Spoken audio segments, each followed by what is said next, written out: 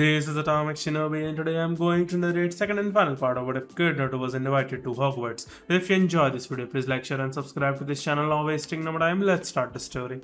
Though they were more focused on the duel than their friend's appearance, Harry, Ron, and Hermione felt a foreboding shiver run down their spines.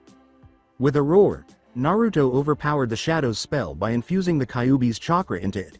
Giving it a crimson-red tint, the blast recoiled and sent it flying across the room, colliding with a wall.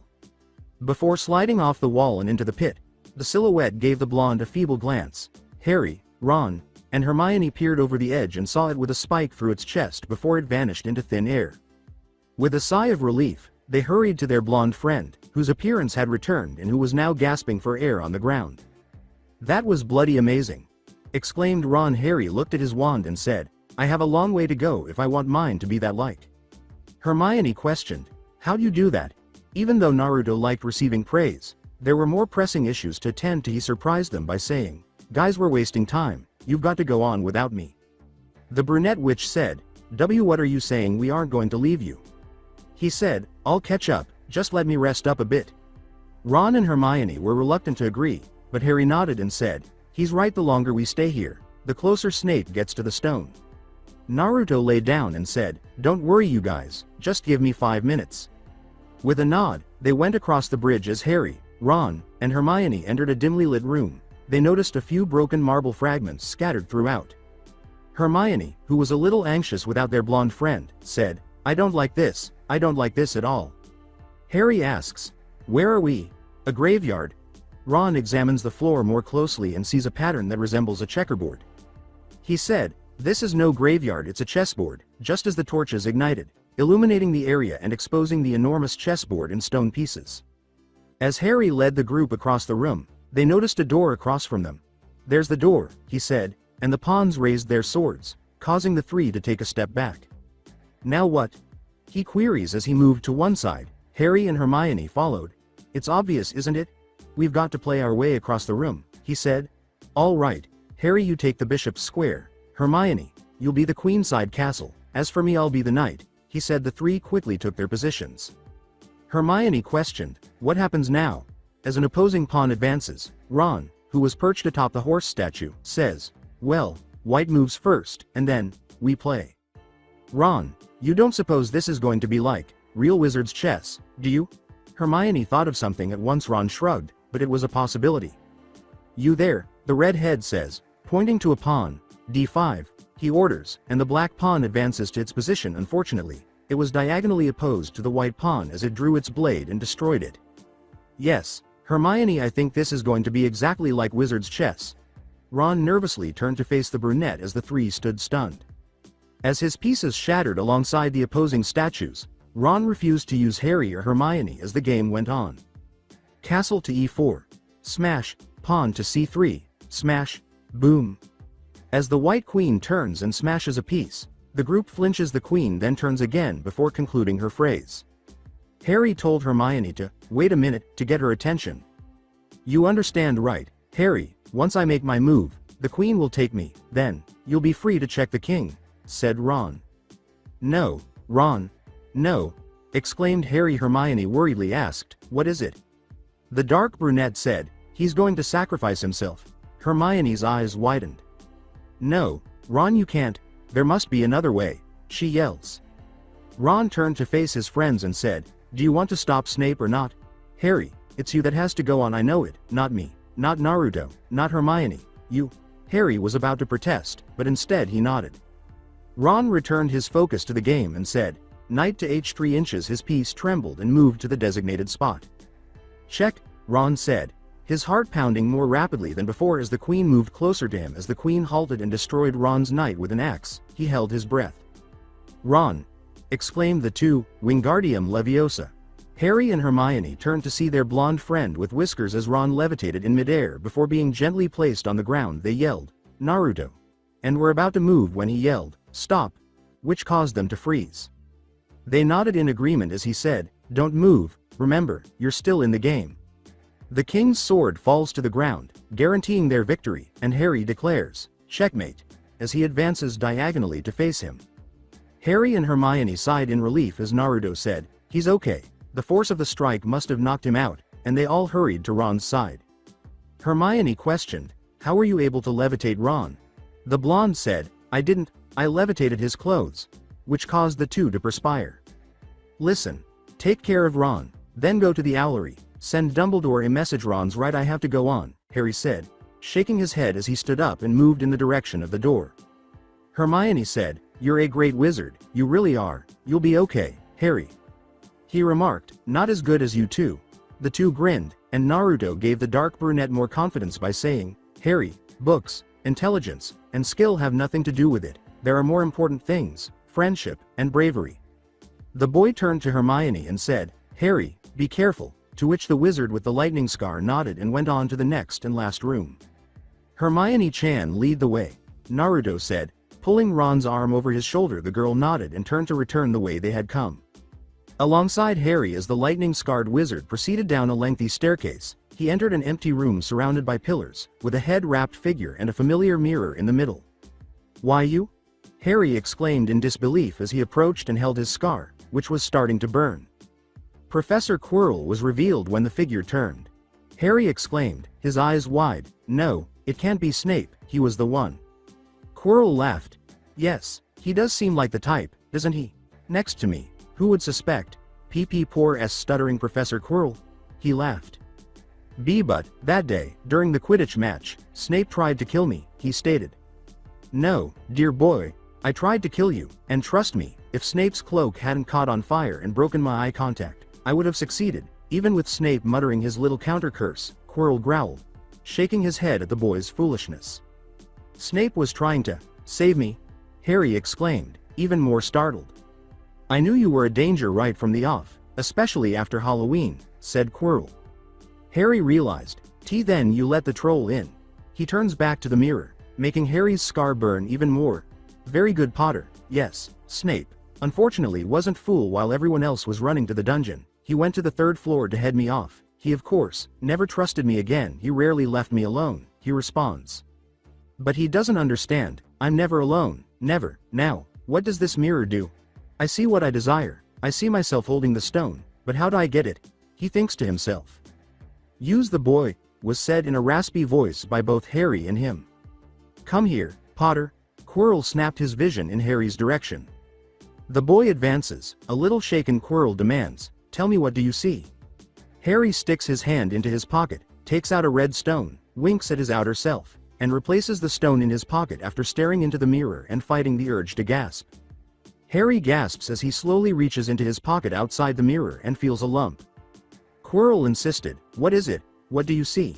"I'm shaking hands with Dumbledore. I won the House Cup," is what Harry says after swallowing and trying to come up with a lie. They heard the voice say, "He lies, tell the truth." "What do you see?" he yelled. Quirrell straightened as the voice said, "Let me speak to him." But master, you are not strong enough," he says. Quirrell says, nodding, "I have strength enough for this," and removes his turban. The boy whispers, "Voldemort," as he places a snake-like face behind Quirrell's head, causing Harry to gasp. "Yes, you see what I've become. See what I must do to survive. Live off another mere parasite. Unicorn's blood can sustain me, but it cannot give me a body for my own. But there is something that can, something that conveniently enough, lies in your pocket," says Voldemort. The Dark Lord yells, "Stop him," as Harry instantly turns and flees. With a snap of his fingers, Quirrell ignites everything in the room, including the path back up. "Don't be a fool. Why suffer a horrific death when you can join me and live?" says Voldemort. "Never."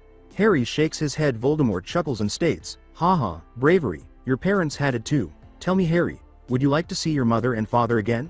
Together we can bring them back," as a picture of Lily and James emerges in the mirror's reflection. He said, "All I ask in return," before Harry carefully pulled the Philosopher's Stone from his pocket. "That's it, Harry, there is no good and evil, there is only power, and those too weak to seek it. Together, we'll do extraordinary things. Just give me the stone," Voldemort said as the images began to fade. "You liar!" yells Harry. Voldemort yells, "Kill him!" Quirrell launches himself into the air with his arm outstretched, ready to strangle the boy, but Harry pulls out his wand first. He yells, "Expelliarmus," and shoots a stream of red magic. After being struck, Quirrell is flung back into the mirror, which shatters as it hits it.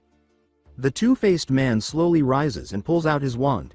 Harry keeps casting his spell, but a well-known blue ethereal shield blocks it. Quirrell closes in, and Harry starts to retreat. Expelliarmus, Protega.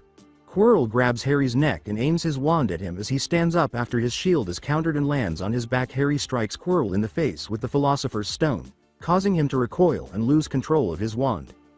Harry coughs while clutching his neck, but Quirrell grabs him and strangles him once more. With a hint of madness in his voice, the dark brunette releases the stone and tries to wrest it from the man's hands. "Ready to meet your parents, Potter?" he asks. They all heard a voice as Harry gasped for air as it was leaving his body. "You will not harm my son." Harry's eyes widened. "Mum?" Before Quirrell screamed in agony, he released the boy's throat while smoke billowed from his hands. Quirrell's hands crumpled into ash, leaving the two stunned. "Ah! What is this magic?" he exclaimed. Voldemort insisted. "Fool! Get the stone." Harry leapt up and grabbed Quirrell's face as he crawled toward the stone. "Ah!" Quirrell cried out before his whole body was horribly burned and turned to ash. Before hurrying over to the stone, Harry inhales and exhales in an attempt to calm himself. He then looks at his hands and wonders how he did it. The dark brunette sighs with relief after picking up the stone, but just as he was putting it in his pocket, he heard an odd noise. When he turned around, he saw Voldemort's face on a black cloud. They both cried out, "H-H-H-H-H-H-H-H-H-H-H-H-H," as Harry was rendered unconscious by the Dark Lord. The hospital wing. Hermione, Ron, and Naruto watch their bandaged friend lie in bed, his head trembling a little before he wakes up. Harry notices his friends grinning at him as he sits up and puts on his glasses. Naruto held out his fist and said, "You did good, mate." Harry reached back and gave him a knuckle bump. Everyone nodded when Ron said, "Some night, huh?" They heard, "Good afternoon," and turned to see Dumbledore approaching the group. He said, "Ah, tokens from your admirers." Harry said, "Admirers?" before turning to face a pile of balloons, candy, and get well cards. The dark brunette perspired as Naruto explained, "Yeah, Harry, what happened down there in the dungeon between you and Quirrell is a complete secret, so in other words the whole school knows," but he still grinned. When they turned to see Ron eating a frog, the older wizard said, "And I also see that your friend Ronald has saved you the trouble of opening the chocolate frogs." He said, "Oh, come on Harry, we're friends, right? Share," and everyone laughed. Naruto, Hermione, and Ron turned to Dumbledore, who also wanted to know, after Harry shook his head and said, Professor Dumbledore sir, what happened to the stone?" "Relax, dear boy, the stone has been destroyed. My friend Nicholas and I had a little chat and agreed it was best all around," he said. Hermione questioned, "But, Flammel, he'll die, won't he? He has enough elixir to set his affairs in order, but yes, he will die," Dumbledore said, shaking his head. "How did the stone get in my pocket, sir? One minute I was standing in front of the mirror, and the next?" Harry simply had to ask. "Ah, you see, only a person who wanted to find the stone, find it, but not use, would be able to get it. That is one of my more brilliant ideas, and between all of you and myself, that's saying something," Dumbledore said with a grin. Naruto asked, getting a nod, "So even if Quirrell were to get it, he wouldn't be able to use it?" "Nice." He nodded a couple of times. "Does that mean that with the stone gone, Voldemort can never come back?" Harry inquired. "I'm afraid there are ways in which he can return." "Harry, do you know why Professor Quirrell couldn't bear to have you touch him?" Dumbledore said, shaking his head regretfully, but the boy refused. As they watch Harry touch his scar, he says, "It was because of your mother. She sacrificed herself for you, and that kind of act leaves a mark." No, this kind of mark cannot be seen. It lives in your very skin," laughed Dumbledore. Harry inquires, "What is it?" He patted the boy's head and said, "Love, Harry, love," but before he could leave, he saw a bag of all flavor beans. "Ah, Bertie bots every flavor beans. I was most unfortunate in my youth to come across a vomit-flavored one," he said, making the four gag, "and since then I have lost my liking to them, but I think I could be safe with a nice toffee," he said, taking one and chewing it down. After shaking his head and saying, "Alas, earwax," the older wizard left four students laughing. Great Hall. Last day of school. All students currently present and seated in their respected table, the room decorated with black-green snake banners. McGonagall dings her glass cup, getting everyone's attention. She turns to Dumbledore with a nod. The elder wizard acknowledges and stand-ups. Another year gone, and now, as I understand it, the House Cup needs awarding, and the points stand thus in fourth place. Gryffindor with 312 points. He states, Naruto, Harry, Ron, and Hermione sulked as it was their fault at losing 200 points.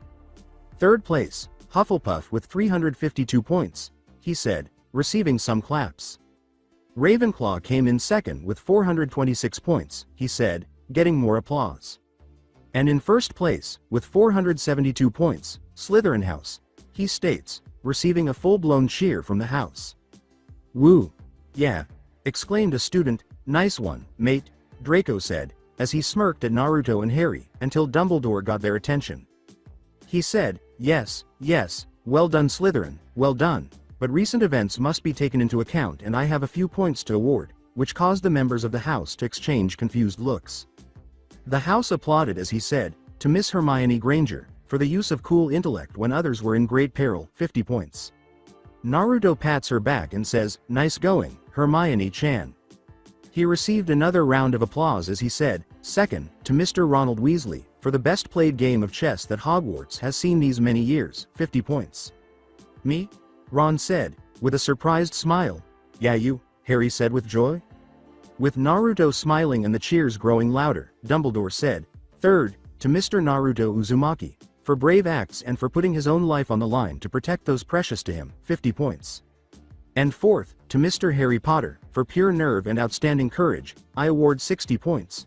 At this point everyone in Gryffindor was full out cheering. Did we just beat Slytherin? Hermione asked. And finally, it takes a great deal of bravery to stand up to your enemies, but a great deal more to stand up to your friends. I award 10 points to Neville Longbottom, he said, as the house continued cheering. I think we did, Hermione-chan, the blonde said as he cheered with the rest of his house. Neville sat still trying to comprehend what had happened, while Draco is downfallen. Assuming that my calculations are correct, I believe that a change of direction is in order, Dumbledore said before he clapped his hands, changing the banners from black-green snake to red-yellow lion. Gryffindor House wins, he stated, the entire room filled with cheer and applause. Gryffindor Station, later that day students lined up as they board the train. Naruto, Hermione, Harry, and Ron stood away. Are you really going to stay here, Naruto? Harry asked, receiving a nod. Yeah, I've already talked to Dumbledore about it, seeing as how I'm an orphan and no place to go. Hagrid's offered me a place in his hut, he replied. Harry, Ron, and Hermione are saddened by this. Relax, guys, you'll see me next year, or in Diagon Alley, he said. Ron said, Diagon Alley. They all nodded when he said, yeah, I'm going to look for a job there, earn something for the following years.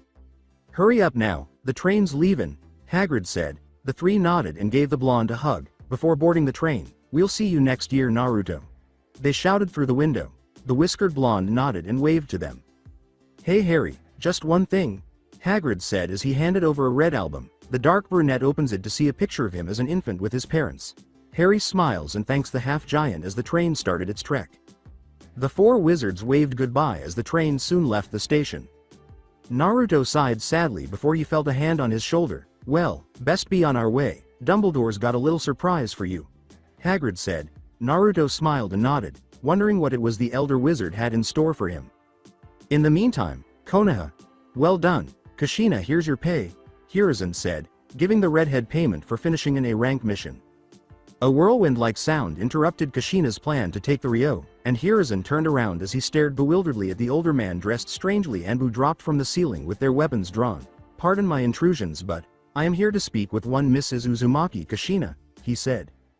Hiruzen made the call sign to lower their weapons. Who are you? Kushina asked. My name is Albus Dumbledore. As to why I'm here, I humbly wish an audience with you. It's a matter that involves your son, Uzumaki Naruto, he said, making everyone gasp. My Sochi? She inquired. Then Hiruzen's mind clicked. Yes, he said. The aging Hokage said, Naruto, he's not dead, is he? And Kushina's eyes widened. My Sochi, is he? She inquired.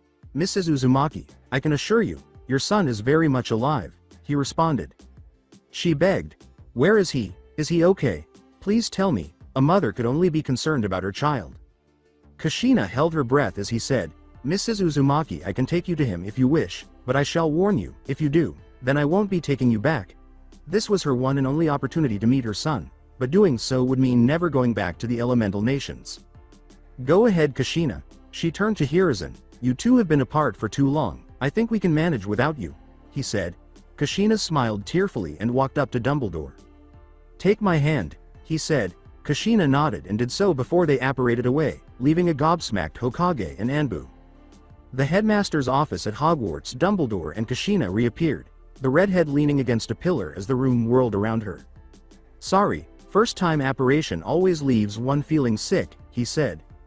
After a few minutes, Kushina was able to get over the emotion and look around the room. Where are we? She inquired. Dumbledore clarified, Hogwarts, a school for witchcraft and wizardry. Deadpanned, she questioned, witchcraft? Wizardry? What is this, a fairy tale?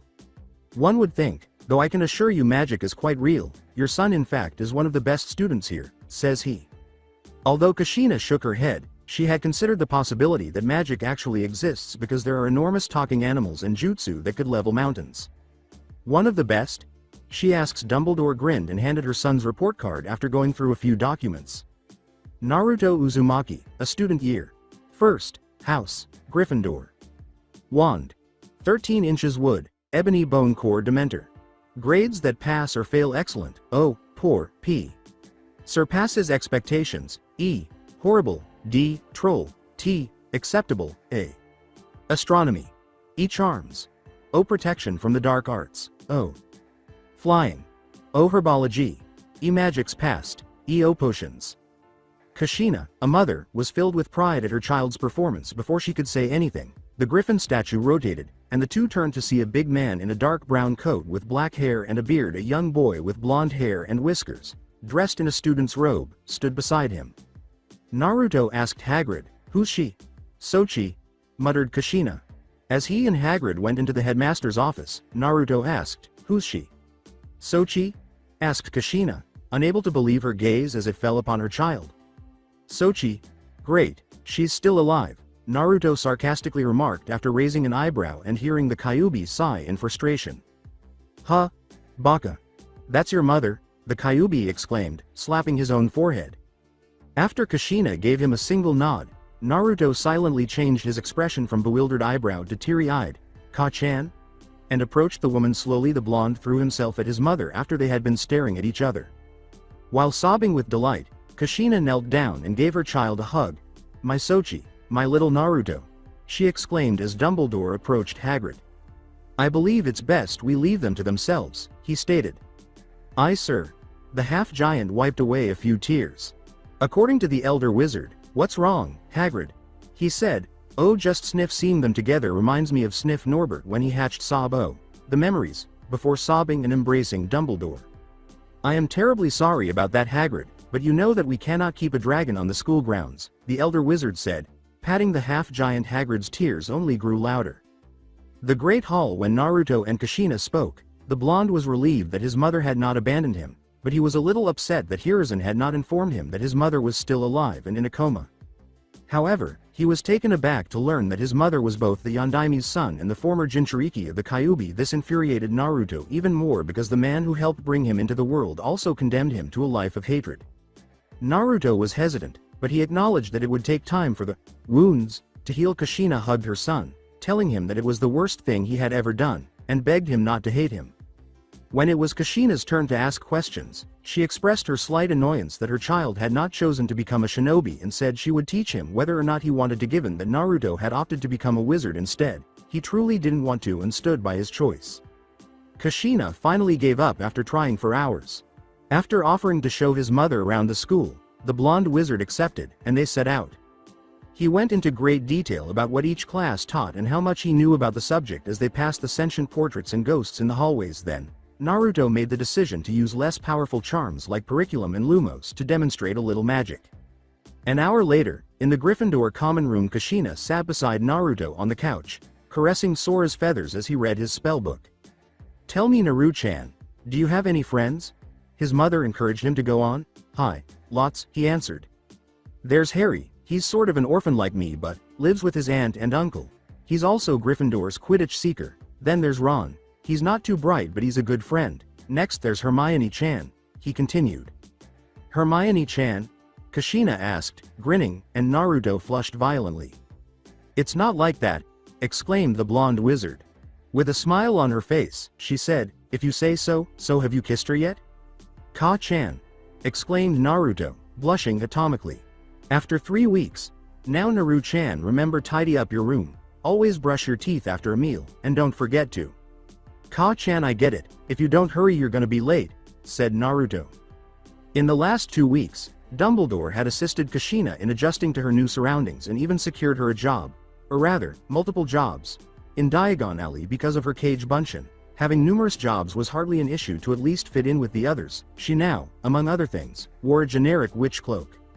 She gave her child a humorous hug and exclaimed, I know, I don't want to be separated from Sochi-chan. I do think he's right, Mrs. Uzumaki. I must be off to meet several acquaintances and you must be off towards Diagon Alley, Dumbledore said. Laughing at the scene, Kushina nodded and sighed. All right then, I'll see you later, Naru-chan, she said, kissing her son on the forehead. Before entering the fireplace, she pulled out a small pouch filled with flow powder from her pocket and said, Diagon Alley, before dropping the powder and erupting into green flames. Naruto flinched a little when Dumbledore said, try not to get into too much trouble. The blonde had used an Engorgio charm on some of Hagrid's pumpkins the previous week. Needless to say, the spell backfired and brought the vegetables to life. All right, was the blonde's response. Dumbledore grinned and nodded before disappearing. Before leaving for Hagrid's, Naruto uttered, I've so gotta learn how to do that, as he stood in shock. The hut of Hagrid. When the whiskered blonde saw Hagrid loading multiple trunks onto his motorcycle, he continued walking down the path toward the gamekeeper's hut. He said, off somewhere, Hagrid?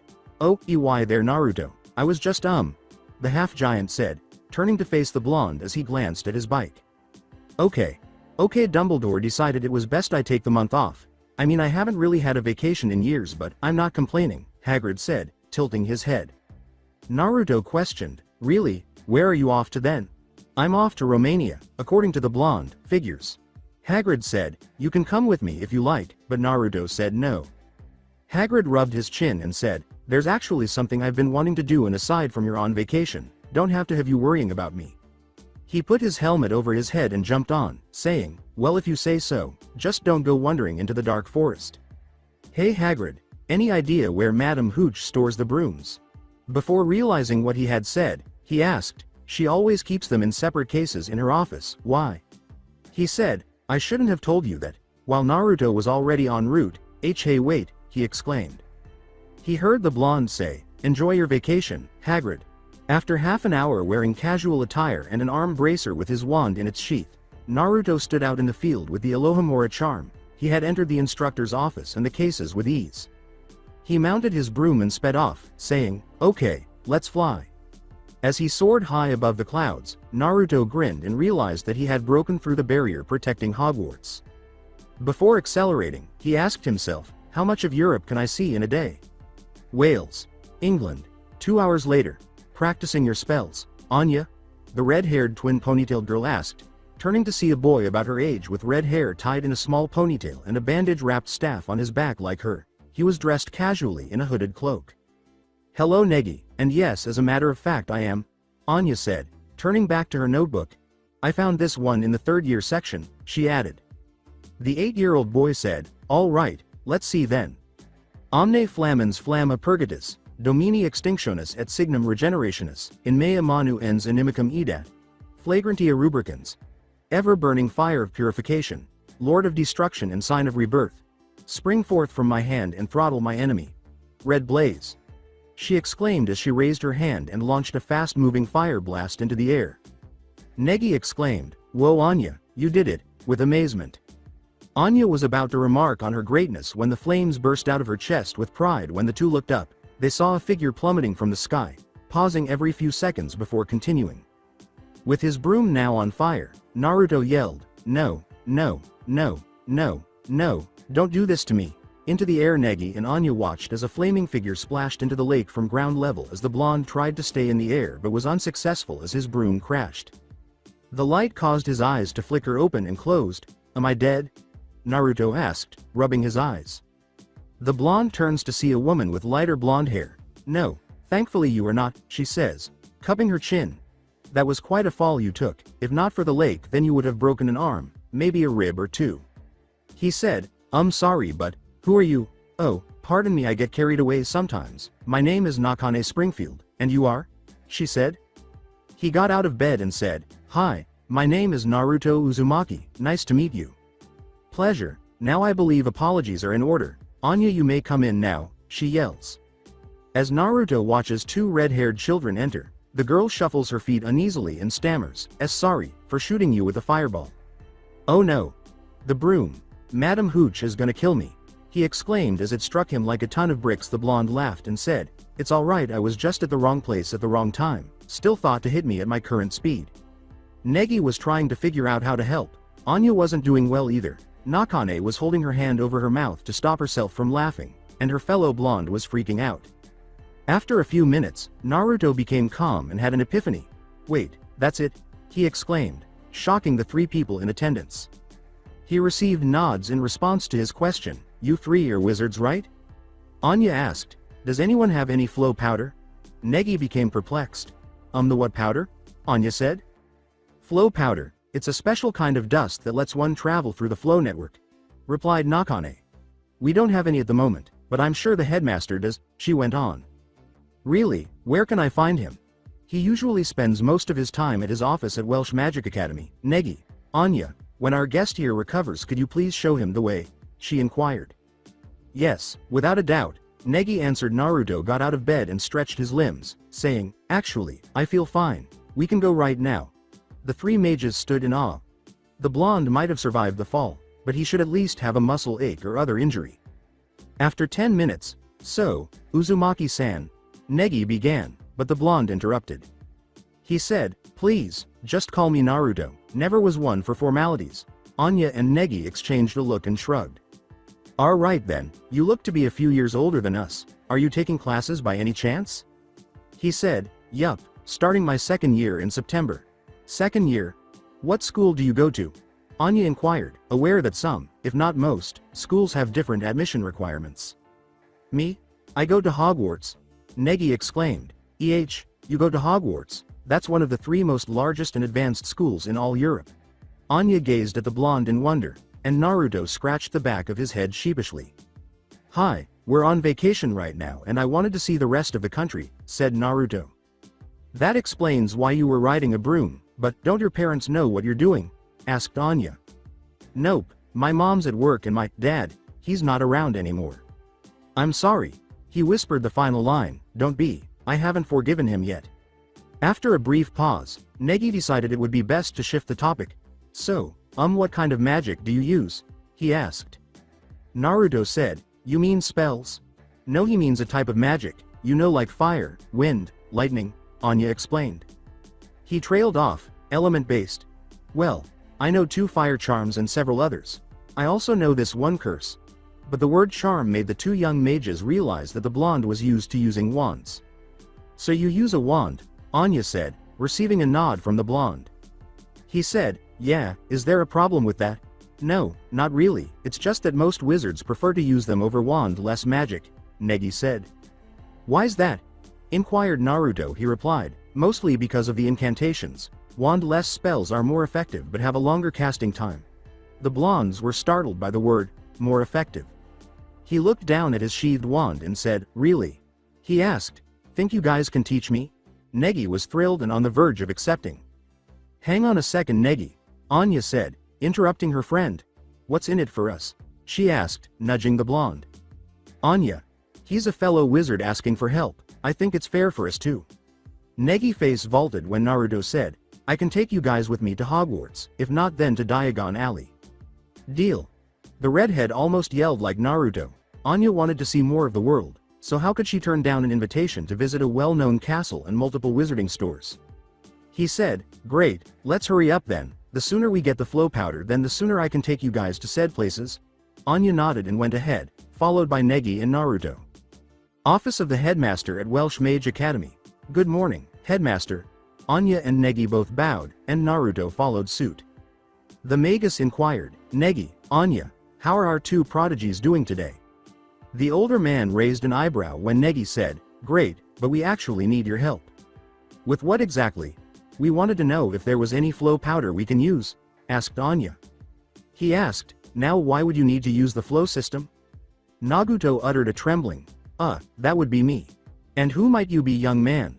The man's eyebrows shot up in surprise as he said, "My name is Naruto Uzumaki, and I'm a second-year student at Hogwarts. Since we were on vacation, I decided to go sightseeing, but then I, sort of, crashed my broom," he said, sounding a little uneasy. "Can your broom still fly?" the magus asked, rubbing his chin. Naruto shook his head. The older mage followed the blonde's line of sight and said, "No, you see, it was kind of on fire when I crashed," as he glanced at Anya, who was averting her gaze sheepishly. He got up from his chair and went to the cabinets after saying, "Well, I might have some, wait here." "Well, I've got enough for a one-way trip, you could use it now or later if you wish, you are on vacation are you not?" he said, carrying a small mortar. As he walked back a minute later, Naruto nodded and realized that the headmaster was looking for something. He confused Anya and Negi by saying, "Okay, I'll bite, what do you need?" "Thank you, a few days ago we were given a report of a wild Valkor sighting near the woods. 2 wizards from the Durmstrang Institute have volunteered to investigate, but we have yet to hear from them. I would like you to find them and if possible, aid them in finding the beast," he wrote. "Well, he is giving me the flow powder, I guess I can do this for him," Naruto thought after giving it some thought. He replied, "Okay, I can do that," the magus said, "Excellent, now do you have a way of contacting us?" Naruto replied, "I know the periculum charm, I'll shoot the flare if I find anything," and the headmaster nodded in agreement. Negi worriedly said, "Naruto, are you sure about this? I mean, wild Valkors are extremely dangerous." Recalling the troll that infiltrated Hogwarts, the encounter with Voldemort in the Dark Forest, and the battle with his shadow, the blonde responded, "Don't worry about, I've been through worse." He returned the mortar and said, "I'll leave the powder here, don't want to accidentally spill it anywhere." 40 minutes later in the forest with his wand drawn, Naruto strolled through the forest while keeping a close eye on his surroundings. According to what Negi had told him, Valkors have enormous arm strength, short tempers, and are at least 8 times taller than the average adult human. If he didn't want to die, he would need to be extremely vigilant. After walking through the woods for a few minutes, the blonde stumbled forward. He said, "Huh?" He noticed a big footprint on the ground, turned to see more going east, and followed. Naruto took the time to survey the area, noting a few fallen trees, smashed boulders, and a few scattered scorch marks. Naruto was aware that the Valkor had not arrived by itself. When the tracks stopped 30 minutes later, the blonde asked himself, "Now where did it go?" as he scanned his surroundings and noticed an odd shadow hanging over him. What the? Before he knew it, a big clawed hand was flying toward him through the trees.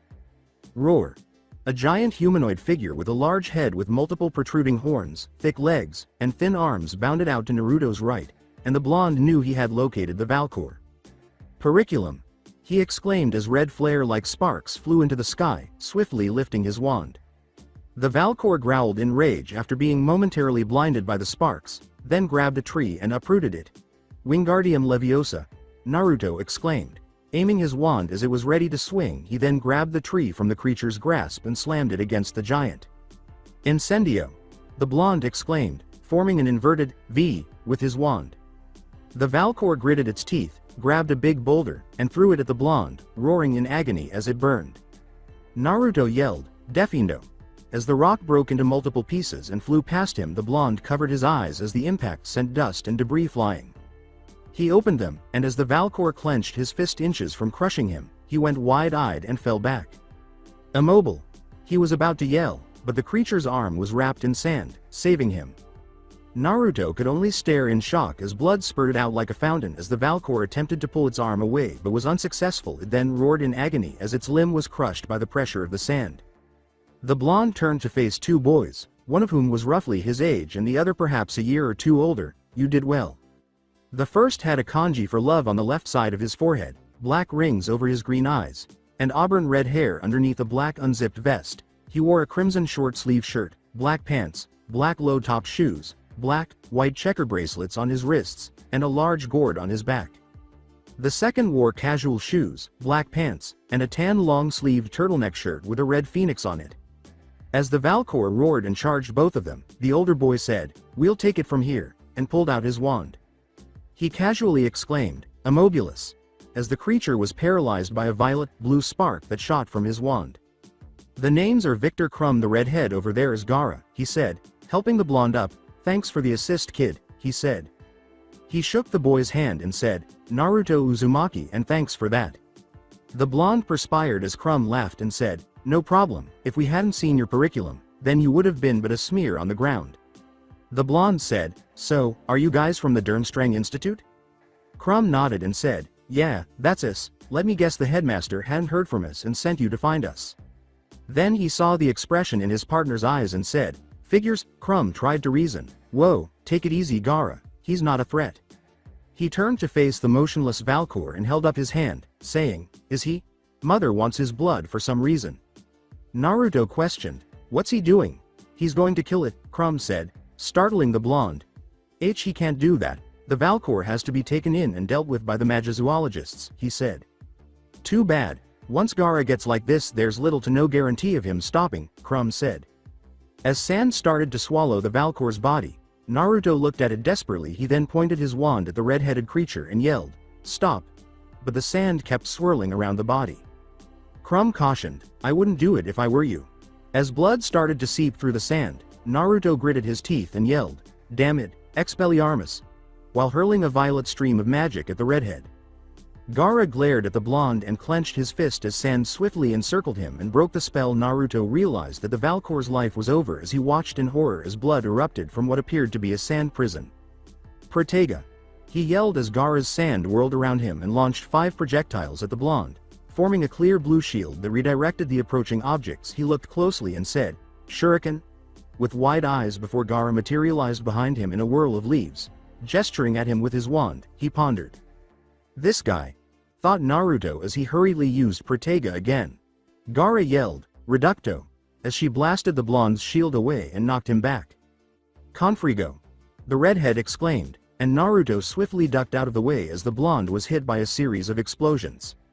He yelled, Expelliarmus, and unleashed a violet stream of magic, but Gara's sand stopped it again. Periculum! Exclaimed Naruto as he fired multiple flares at the redhead, temporarily blinding him while covering his face with his arms. He then exclaimed, Incendio!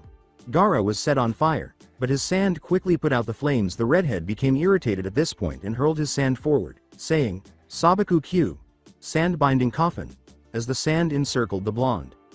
After struggling to free himself and preventing his wand arm from being swallowed, Crumb turned away in the sidelines, his eyes closed and his head shaking. Naruto knew exactly what was going to happen next, and he looked at his wand before his mind clicked and he threw it at the redhead. His wand? Gara asked, raising an invisible eyebrow as she caught the approaching object. He thought, why would he? Before opening his eyes wide and falling to his knees, gasping for air. Gara felt his life being drawn away as he gripped the blonde's wand more tightly, but he was unaware of what was happening because his sand was immobile and his armor was beginning to crack. The sand that had been wrapped around the blonde dropped to the ground, releasing him. Gara looked up feebly and was struck by a fist, dropping to the ground and losing his hold on the wand as his armor broke. Crumb gasped in shock as Naruto reached down and grabbed his wand. This was the first time he had ever witnessed Gara be struck. After glaring at the blonde, the redhead was about to release his sand again when a number of mages descended from the sky, but he stopped before they started to tend to the corpse and bring the boy back. One of them said, all right, break it up you two. Office of the headmaster at Welsh Mage Academy. After hearing the report, the magus rubbed his forehead. Although he was relieved that no one had died, he was disappointed that Gara had attacked a fellow mage and killed the Valkor. The 3 wizards nodded when he said, I see. Well then, dismissed. Naruto stayed behind to get his flow powder while Gara and Crumb left the office. Sorry it ended up this way, the blonde said. Naruto nodded and accepted the mortar after he reassured him, don't worry about it, things like this happen. He inquired, do you know where I can find a? Knowing the blonde was searching for a fireplace that would provide access to the flow system, the magus replied, there's one in the main hall. Naruto said, arigato, and left the office. Negi and Anya approached Naruto as he was making his way through the halls and went with him to the main hall. He told them what had happened, and it goes without saying that they were shocked that a fellow wizard would act so violently. So, when exactly will you have spare time? He asked as they made their way into the hall and toward the fireplace. We'll be taking our vacation by the end of the month, replied Anya. Before dropping the powder and throwing the mortar to Negi, he said, okay, I'll see you guys then, as he entered the fireplace and said, Hogwarts Castle, headmaster's office. Unbeknownst to the 3 of them, Gara leans around the corner as the blonde vanishes in a burst of green flames, leaving the 2 in awe. Huh, Naruto? He thought as he examined his hand, recalling the sensation of having his life drained away. He's a fascinating one, don't you think, mother? he thought, receiving a dark laugh in response. The headmaster's office at Hogwarts. With a sigh, Naruto emerged in green flames and made his way to the common room of Gryffindor. Not how I planned the day, he thought. He started thinking about the redhead who almost killed them as he was walking. That guy, he was a shinobi, he thought. 8 hours later, in the Gryffindor common room. Sora didn't mind being stroked by Naruto as he lay on the couch, but he was worried about his master since returning. The blonde had been silent for several hours and appeared to be deep in thought about something. "Naru-chan, I'm back," Kushina said as the door opened, and Naruto just looked at his mother. "Hey Ka-chan," he said, and the red-haired woman saw her child's predicament. She asks, "Sochi? Is something the matter?" The blonde wizard looked at his mother once more. He had given this some serious thought and had made up his mind. He asks, "Ka-chan, is it too late for you to train me?" Kushina shakes her head and smiles. "No, but what changed your mind?" she inquired, and Naruto remained silent before responding. He shocked and infuriated the Red Death by saying, "I met someone today, turns out he's a shinobi mage, we ended up disagreeing, and he almost took my life." "Nani? Where is he? I'll tear the flesh from his bones," she exclaimed, her aura dark and flaming. He called out to her, "Ka-chan," to get her attention. He said, "I want to be able to hold my own against him. I know that someday we'll end up meeting again, and I know that when we do, it'll end up in another fight." Kushina grinned again. She pumps her fist and says, "Very well then, we begin tomorrow." Naruto nods and smiles slightly, realizing that he would need to become a shinobi in order to defeat Gaara. Field at Hogwarts. A week later. "Try it once more," Negi stated as he, Anya, and Naruto stood out in the open field with several open books. As promised, they were teaching the blonde wand less magic. So far he had learned a few basic spells like Deflexio, Shield, Illusion Breaker, and Sagitta Magica. Magic arrows. This surprised the two younger mages. The blonde was even more a faster learner than Negi. "Right," Naruto said while aiming his hand in the air. "Quindecim Spiritus Flamma, Kuntas, Sagittant Inimicum Meme, Sagitta Magica, Estuo Flamma, 15 spirits of fire, come together and strike my enemy, magic arrows, blazing fire." He called out as 15 flame elemental missiles were shot into the sky and promptly exploded. Anya whistled. "That was even flashier than yours, Negi," she said, which caused the boy to smile sheepishly. Negi wasn't the one to show off but had to admit that the spell was very well executed and, like his friend had stated, very flashy indeed. When Naruto said, "Let's take a break," both kids' rumbling stomachs were heard, and all three of them laughed. Minutes later they were all sitting by in the Great Hall eating from one of the greatest transfiguration spells ever known, Endless Sandwiches. The spell conjures a plate of sandwiches which automatically refills itself after being eaten. Though the spell may not be a conjuration, it still looks like it to me. While they ate, Naruto traded his notes and textbooks with the ones Negi and Anya had brought over and began to study different subjects. Naruto allowed Negi to use his potions kit, mainly the cauldron, files, etc. He even went and contacted Dumbledore for permission to use school ingredients. Thankfully he had agreed on the condition to use only what was necessary. The blonde had let Anya read through his DADA, charms, and transfiguration notes. Out of all of them she was intrigued by the transfiguration spells and had asked the blonde to borrow his notes. He had agreed on the condition that she teaches him the spell she used to blast him out of the air. Lastly, we see Naruto going through the books that Negi and Anya brought. He read about some of the topics he had studied in his first year before pausing when he came across an odd page with the title, Pactio System. On it, the more he read about it, the more intrigued he became. That is until he learned that the general way to form a contract was through kissing. He blushed slightly as he imagined himself and a particular brunette carrying out a contract. "Are you all right, Naruto? Your face is red," Anya stated while tilting her head. He said, Why yeah, I'm fine. You guys, is there like any other way to form a Pactio?" The two young mages, who were well aware of the system, paused what they were doing and turned to face the blonde with a flush. Well, there is the blood swap Pactio. It was made by Del Rey F for those who weren't comfortable with kissing, Negi responded. Naruto sighed with relief at not having to worry about kissing anyone and quickly returned to his reading. The next week, "Come on Naru-chan, you still have 300 to go," Kushina said, causing the blonde to complete the exercise more quickly with a chakra whip. Surprisingly, Naruto had already opened his chakra paths when Kushina had him try to do so on the first day of training. The blonde's only explanation was that he had to force them open by tapping into his Biju's chakra.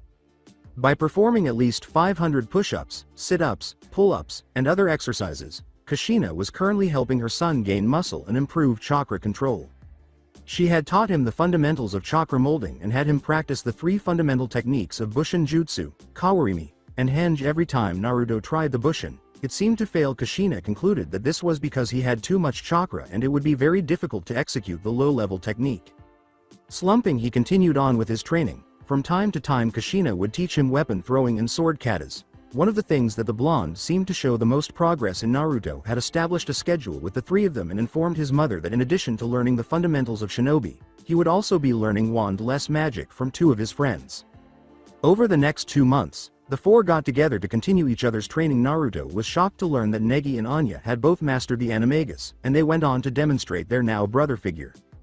When Negi transformed into a mouse, based off their Suka forms, Naruto nearly erupted in laughter and scratched Anya's ears as she changed into a calico cat after he joined the pair by changing into a sun-kissed fox.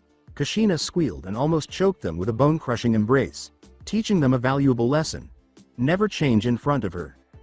While Anya studied transfiguration and charms, Negi had made significant progress in herbology and potion making. Despite the fact that the majority of what they learned was first-year material, they didn't mind and were constantly looking to get better.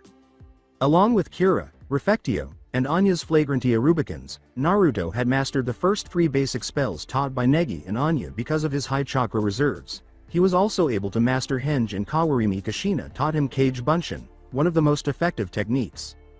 Main Hall, Welsh Mage Academy, near the end of August.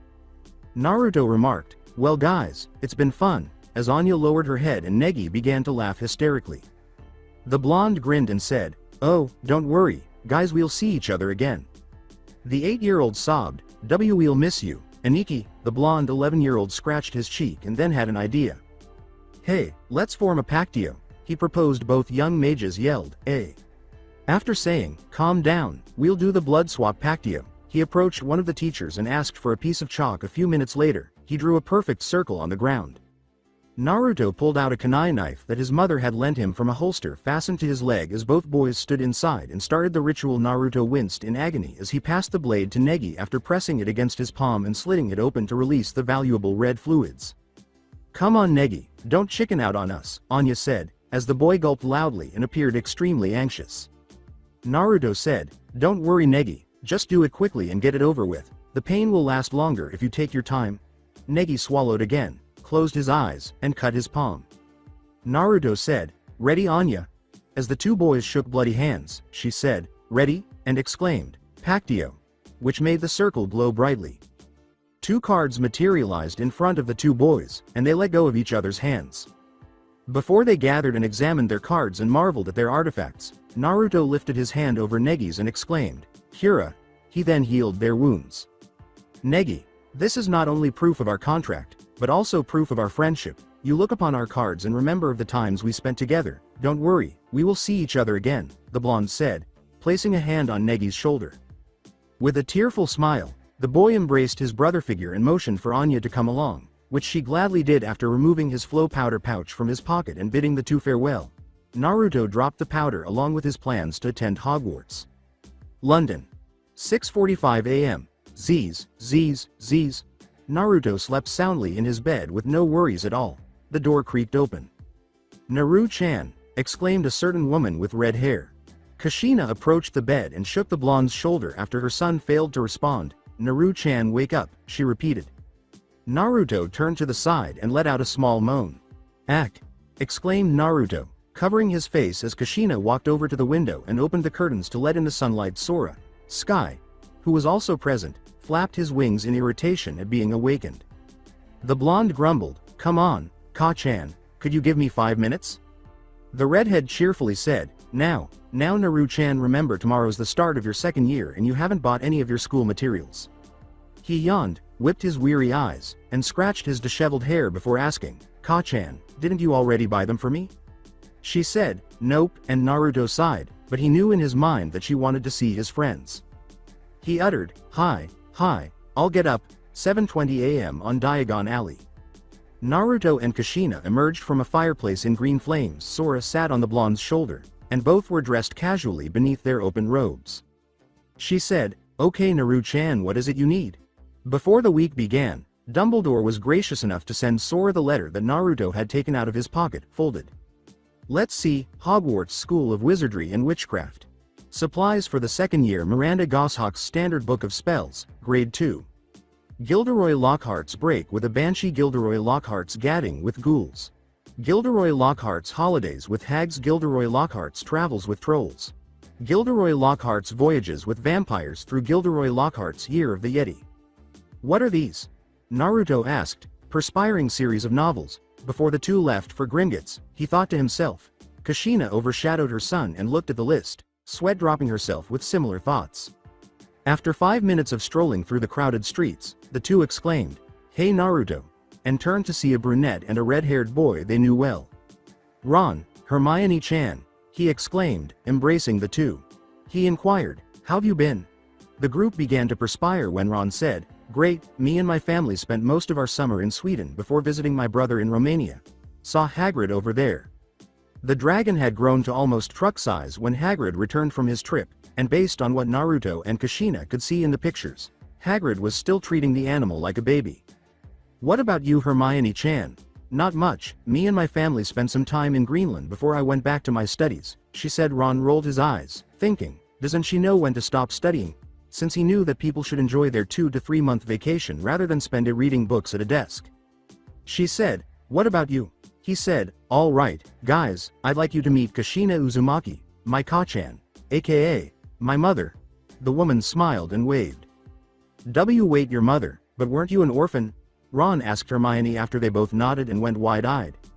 Ron and Hermione relaxed a bit, relieved that their friend wasn't left behind. "I was. Thanks to Dumbledore he discovered her location and as it turns out, she was in a coma," he said. The boy said, "Well, it's nice to meet you, Miss Uzumaki. My name is Ronald Weasley, but you can call me Ron." She smiled and said, "It's nice to meet you too," before turning to face the brunette. "My name is Hermione Granger, it's a pleasure to meet you." Hermione introduced herself. "Ah, so you're Hermione, it's good to finally meet you in person. Naruto spoke a lot about you," she said, getting a minor blush from the girl. "He did?" she asked. "Of course, he always talked about how you were his best friend, how you two always study together, how he's got a big crew." Before she could continue, Naruto covered her lips with both hands, his face sporting an atomic blush. "A big what?" Hermione asked. Ron raised an eyebrow before grinning like a madman. He knew what she was going to say. Well, what she was going to say, you see, gotta change the subject. Hey, it's Harry. Harry over here," he called out, causing the three to look in the direction the blonde had called out. The dark brunette along with Hogwarts gamekeeper turned to see 3 familiar faces. Ron, Hermione, Naruto. He waved to them. "Oh. Hey, it is Harry," the blonde thought as the lightning-scarred boy walked towards the group. "Harry, are you alright?" "Mum said you misspelled Diagon Alley?" Ron asked. "Wait, what?" "Harry, do you know how dangerous that is? You could end up anywhere," said Naruto. "Yes, I know, I ended up in Nocturne Alley. If it wasn't for Hagrid here, who knows what could have happened," he stated while motioning towards the half-giant. They all nodded and walked over to Gringotts after Hagrid said, "Well, accidents happen. Harry's alright, so there's no need to fuss." "Nice to see you, Hagrid." Harry leaned in to the blonde member of the group and said, You too Kushina, doing a bit shopping or ya?" Looking at Kushina, Harry said, "Hey Naruto, who's she?" "My mother," Naruto responded. Harry gaped at the blonde's response. Gringotts Wizarding Bank. 5 minutes later. "So you're dentists? Fascinating. I understand other muggles quite fear you. Why is that?" one Molly Weasley asked. Both Wendell and Monica Granger, who were slightly nervous, not because of the wizards, but because of the creepy-looking goblins, sweat dropped at Molly's question. "Not exactly," Monica replied, before she caught the sight of her daughter along with Molly's son and several others. "Harry, thank goodness, we had hoped you've only gone 1 grade too far," Molly said with worry. In the meantime, Wendell, Monica, and Ginny were introduced to both Naruto and Kushina. Harry sheepishly scratched the back of his head and said, "Yes, sorry," before continuing to explain what had happened. The group turns to the rather irritated goblin and writes in his record book, "Will there be any more withdrawals?" The pseudo-Jinchuriki said, "Hey there, Griphook." "Kushina," was the elderly goblin's sluggish reply. "Streets, Diagon Alley." 30 minutes later, as they chatted among themselves, Naruto, Hermione, Ron, and Harry moved slightly ahead of their parents. "Isn't it thrilling? Gilderoy Lockhart's going to be there. We can actually meet him. I mean, he's written almost the whole book list," Hermione said. Harry questioned, "Who?" In response to Naruto's question, "Have you checked your supply list? Look at the author for our books," Harry perspired. When the group got to Flourish and Blots, they saw a lot of women gathered around a certain area, most of them holding books, while others were standing on their tiptoes, attempting to get a better look at the famous person. "Oh, it's him," Molly said. Ron leaned towards his group and said, "Mum fancies him. Unfortunately, his mother heard him and gave him a jab in the shoulder." Kashina shakes her head, saying that it was still hard to see the female population behave in this way, regardless of whether these girls were fangirls. The group kept watching until a rather short man, carrying a camera, bumped past Naruto and Harry and said, "Out of the way. This is for the Daily Prophet," as he hurried over to Gilderoy. When the author heard this, he looked up and grinned brightly, or at least he did when he saw Harry. "It can't be Harry Potter," he exclaimed, and as Lockhart leaps forward, grabs the dark brunette's hand, and turns to face the camera, the audience turns to face the group and starts whispering among themselves.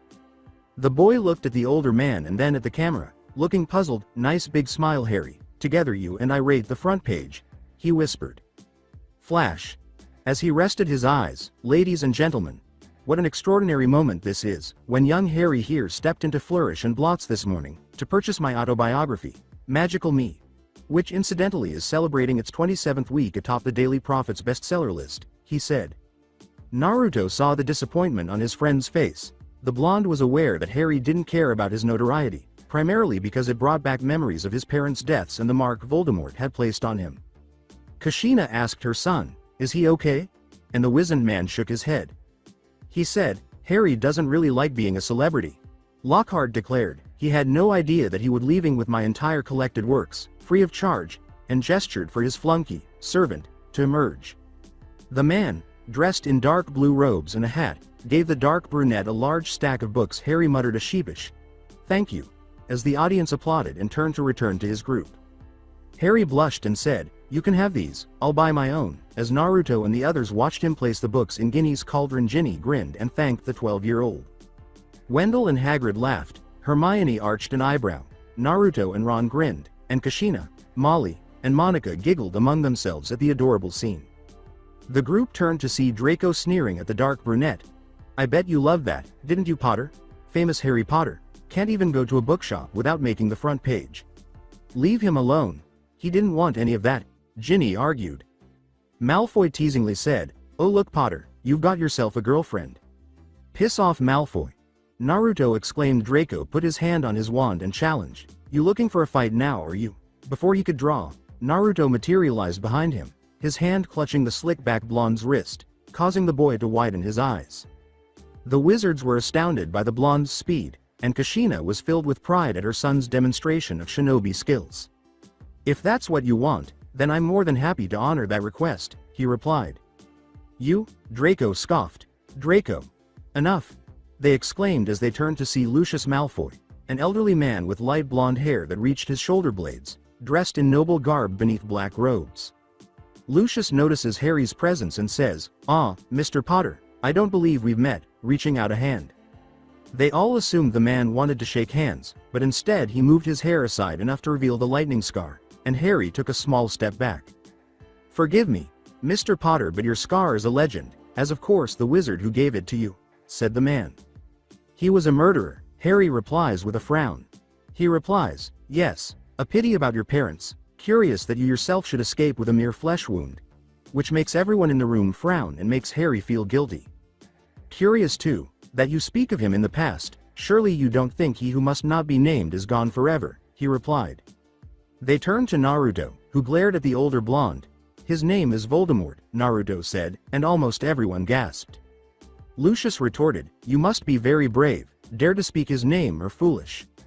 The whiskered Jinchuriki shot back, "Fear of a name only increases the fear of the thing itself. I remember now, you must be Uzumaki Naruto, and Draco's told me all about you, an orphan," Lucius blurted out with a smirk. They turned to face Kashina. Everyone recoiled when she said, "You don't know anything about my child, so I would prefer stop speaking to him in such a manner." A noticeable red, ominous aura surrounded her. Shaken a little, Lucius exclaimed, "What is she?" He pondered. The group yells at Arthur Weasley, the one who spoke, "Ron, Harry, let's go outside, it's a madhouse in here." Kashina's aura dissipated as she also focused on Ron's father. Lucius said, well, Arthur Weasley." Lucius. Arthur's response was rigid after saying, "Busy time at the ministry, all those raids, I hope they're paying you overtime." He approaches Ginny and retrieves a worn-out copy of A Beginner's Guide to Transfiguration from her cauldron. He further infuriated the group by saying, "Obviously not, dear me. What's the use of being a disgrace to the name of wizard if they don't even pay you well for it?" "We have a very different idea about what disgraces the name of wizard, Lucius," replies Arthur. "Clearly, the company you keep Weasley, and I thought your family could sink no lower," Lucius said. Glancing at the Weasleys, Arthur was about to charge forward and hit Lucius when Hagrid put a hand on his shoulder. It was said by the half-giant, "Ignore, I am Arthur." Before leaving the store with Draco, Lucius throws the book back in Ginny's cauldron and says, "Here girl, take your book back, it's the best your father can give you." The group mocked the man's retreating personality. Naruto said, "Like father like son," and Harry and Ron nodded. "No Malfoy's worth listening to, they're rotten to the core, the whole family," said Hagrid. Later that evening, the leaky cauldron. "So Naruto, want to tell us how you got behind Draco?" Ron asked as the group of Naruto, Harry, Hermione, and Ron sat in a rented bedroom chatting. Harry and Hermione also seemed curious. Hermione asserted, "It was Shundo, instant movement, wasn't it?" Ron was astounded to learn that his friend had already mastered such a sophisticated technique. He confused the three of them by saying, "Actually no, it wasn't Shundo, it was just an increase in speed using chakra." Before they could ask any more questions, the three mothers entered the room. "Oh right, you guys don't know. Well, where me and my mum come from. Most people have the ability to use a special energy called chakra. It's a mixture of both physical and spiritual energy. My mum trained me to use it over the summer," he said. Molly said, "Okay, it's time for bed you four," to which the boys groaned and Hermione sighed. Hermione nodded and left the room after Monica said, "Come now, if you go to bed any late you'll miss the train." The boys sighed and departed the room after saying, "Ron, Harry, you too." Okay, I'm going," Naruto said, turning to face his mother, who was giving him the look, before heading to the bathroom to brush his teeth. 10:58 a.m. at King's Cross Station. With their carts, Naruto and the others sprint across the platforms and in the direction of the barrier. "Oh dear.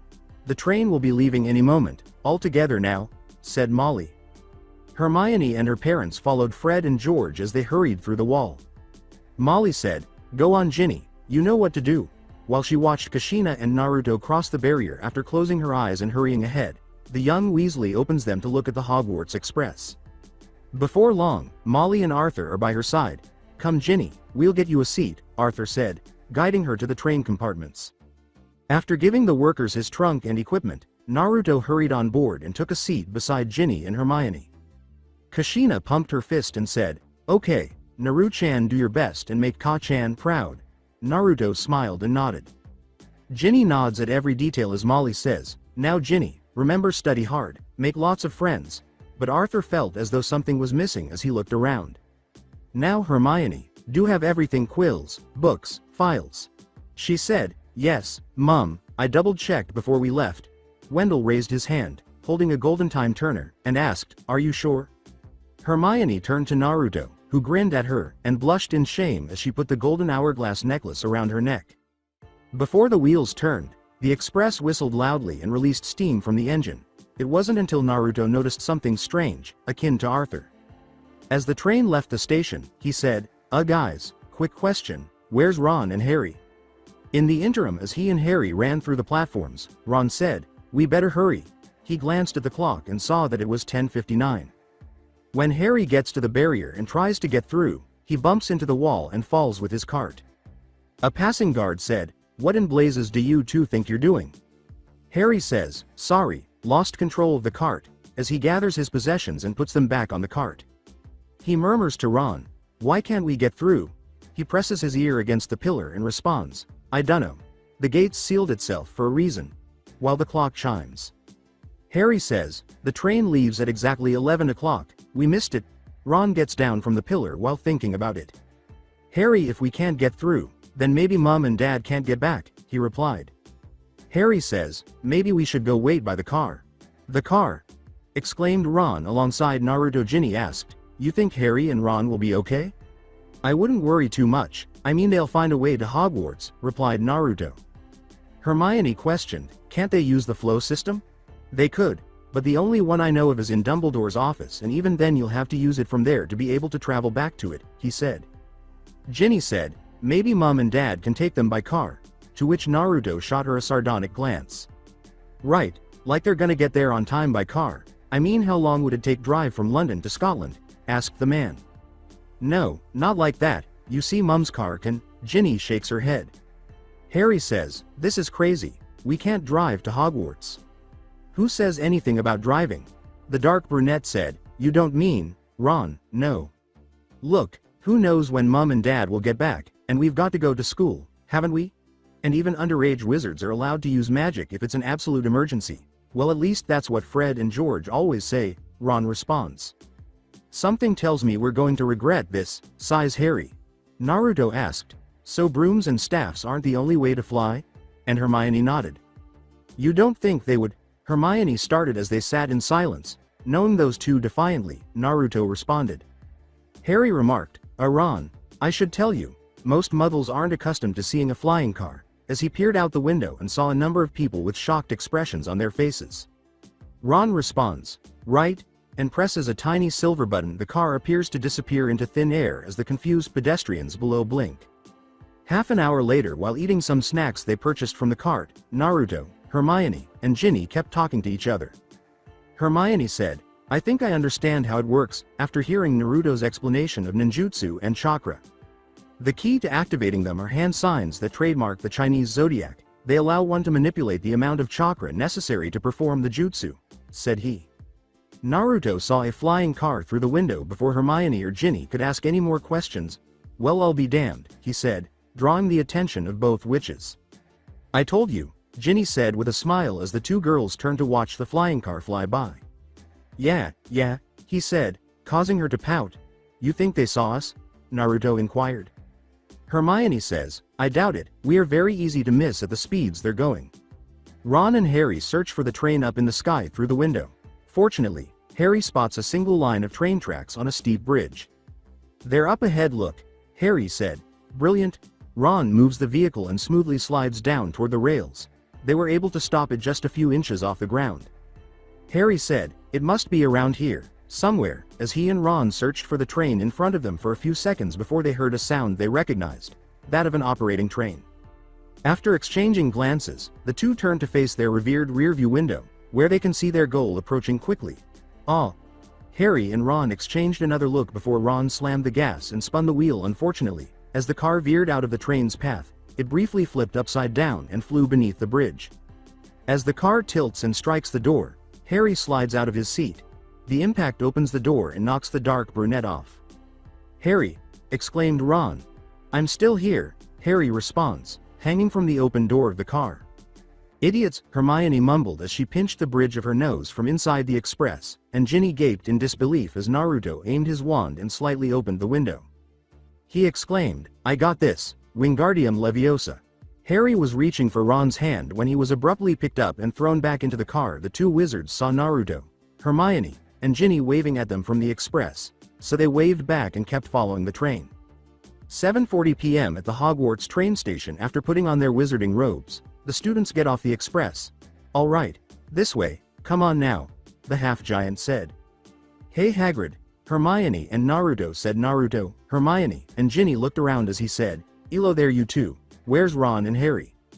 Naruto replied, they're probably still on the train. Hagrid shrugged and gestured for them to move on in the direction of the boats. Hermione asked, where are those two? Ginny and Naruto shrugged. Great Hall at 8:45 p.m. While enjoying their meals with their housemates at the Gryffindor house, Naruto and Hermione noticed Ron and Harry approaching them. Both of them had some minor dirt on them. Naruto said, wow, you guys look like hell, what happened? Well, you see, Harry began a flashback. The car suddenly groans and clicks multiple times as the two continue to fly it in good time. Ron, just out of interest, have you ever landed a car before? Harry inquired. The car lurches forward and plummets out of the sky after he said, somewhat shaken, Well no, but until a few hours ago, I'd never taken off in one either. Before colliding with a rather large willow, they were able to avoid a number of the castle's walls. The two groaned and repositioned themselves. Ron holds a broken wand and says, "My wand, look at my wand, through it." Harry answered, "Thank goodness it's not your neck." When something struck the car, it shook, and when Harry looked out, he saw the branches twitch and lash in the direction of the car. The boys let out screams as the tree persisted in its attack, leaving the car with heavy dents and broken windows before the willow slammed it down. Reverse! Reverse! Harry yells as it prepares its final blow without releasing its grip on the car.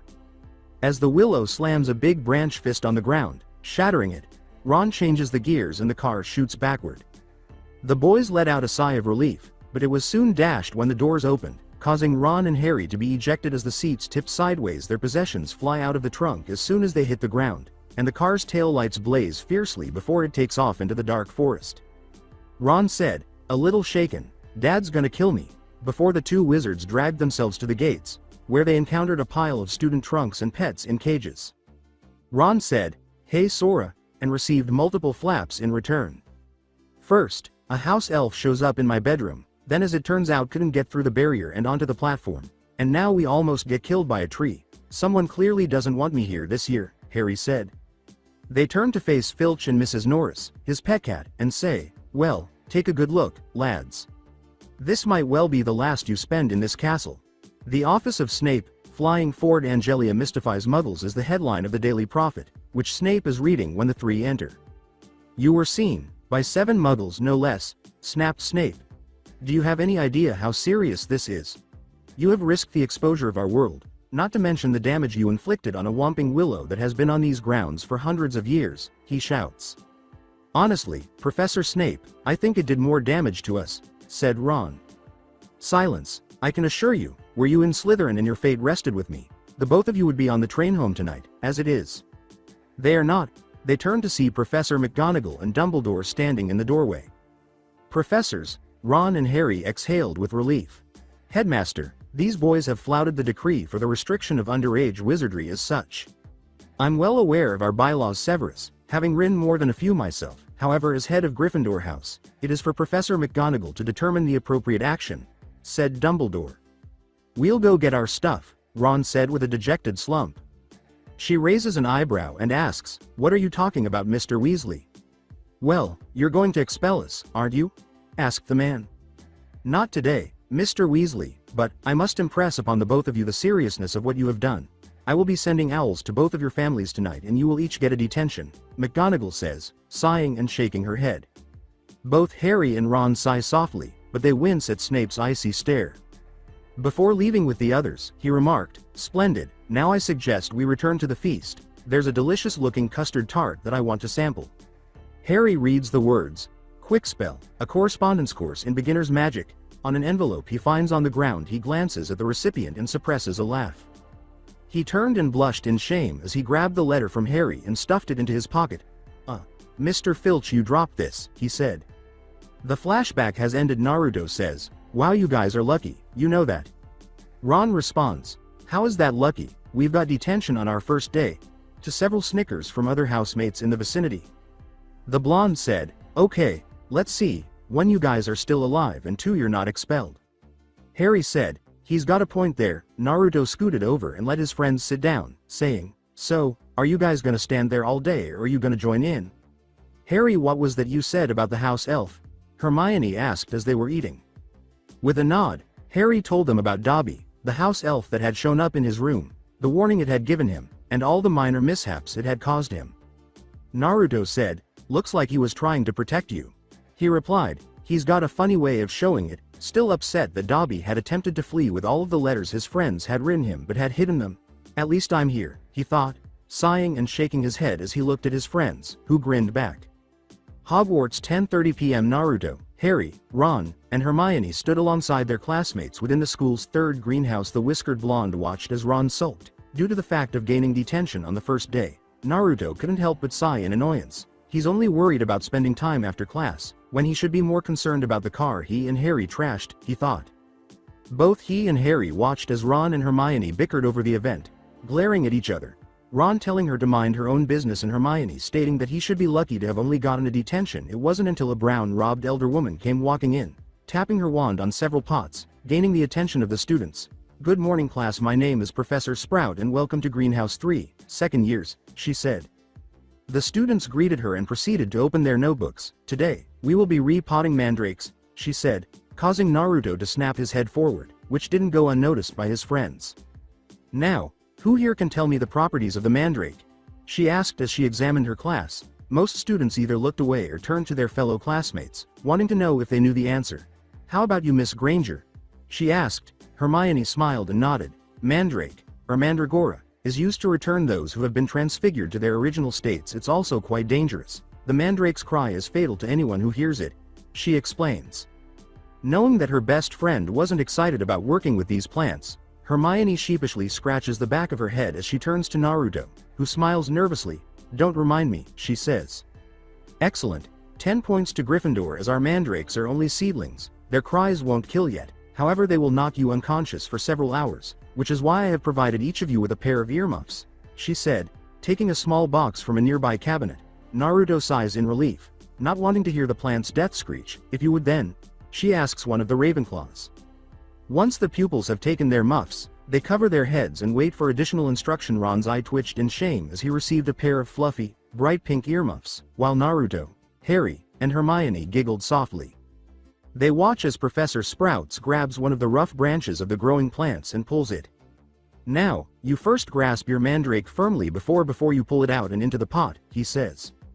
As the class watches in mild disgust as a tiny, muddy, and repulsive baby is unearthed, they hear a faint screech from the plant. Sprouts then plunges the sobbing plant deep into a pot, and the students follow suit. The students took off their earmuffs as Naruto gazed at the mandrake for a few seconds before dropping it into his pot.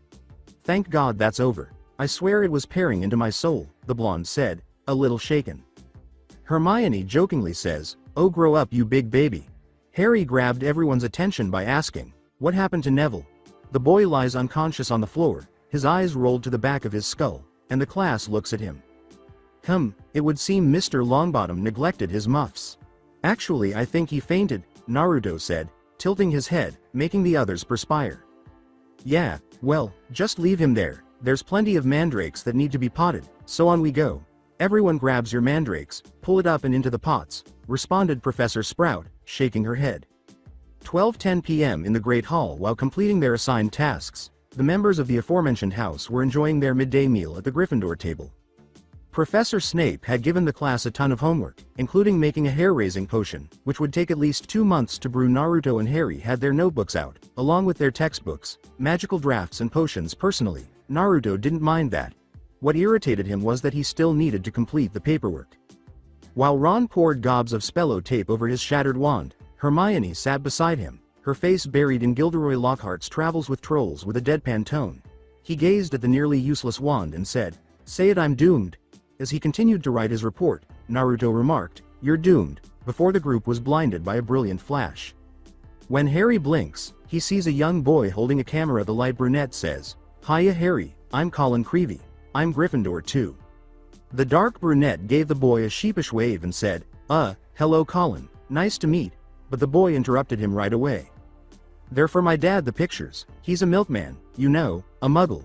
Like all our family's been until me. No one knew all the odd stuff I could do was magic till we got my letter from Hogwarts. Everyone thought I was mental," says Colin.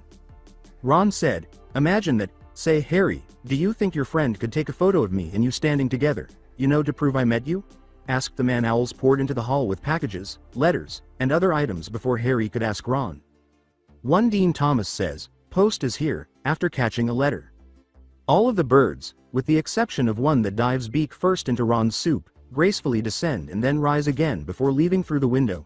"Bloody bird's a menace," Weasley remarked as he recognized the owl as his own before focusing on the letter it was carrying, which was damp red and trembling violently. He muttered in terror, "Oh no, everyone be aware that Weasley has a howler." To get everyone's attention, Seamus yelled, "Go ahead, Ron, I once disregarded one from my grandmother." Neville shuddered and said, "And it was horrible." Ron paled as he took it slowly and tremblingly. He opens it with an audible gulp, causing the letter to open and yell in a voice that sounded like Molly Weasley's, loud enough to rattle spoons, plates, and other objects. "Ronald Weasley, You are crazy for stealing that car. I'm completely disgusted. It is entirely your fault that your father is currently dealing with an inquiry at work. We'll take you straight home if you step out of line again. Ron cowered in his seat as the letter's paper-like face yelled. Oh, and Ginny dear. Congratulations on making Gryffindor. Your father and I are so proud, the Howler said softly as it turned to face Ron's younger sister Ginny, who was seated slightly apart from the group, looked up shyly before turning back to the little black book she was writing in. Colin takes a few pictures while Harry and Naruto stare at Ron pityingly as the group watches the Howler tear itself apart, and then Ron has to put up with howls of laughter from Gryffindor and the other house tables. Well, consider this. How much worse could it get? Harry, why did you say that? Naruto asks, shaking his head. 1:15 p.m. DADA, Defense Against the Dark Arts class. As Gilderoy Lockhart paced in front of the class, Naruto's eye twitched. What irritated him was that Hermione and almost every girl in the class were staring at the curly-haired wizard, while Harry, Ron, and a few boys were staring at the big covered cage on the desk that rattled inexplicably.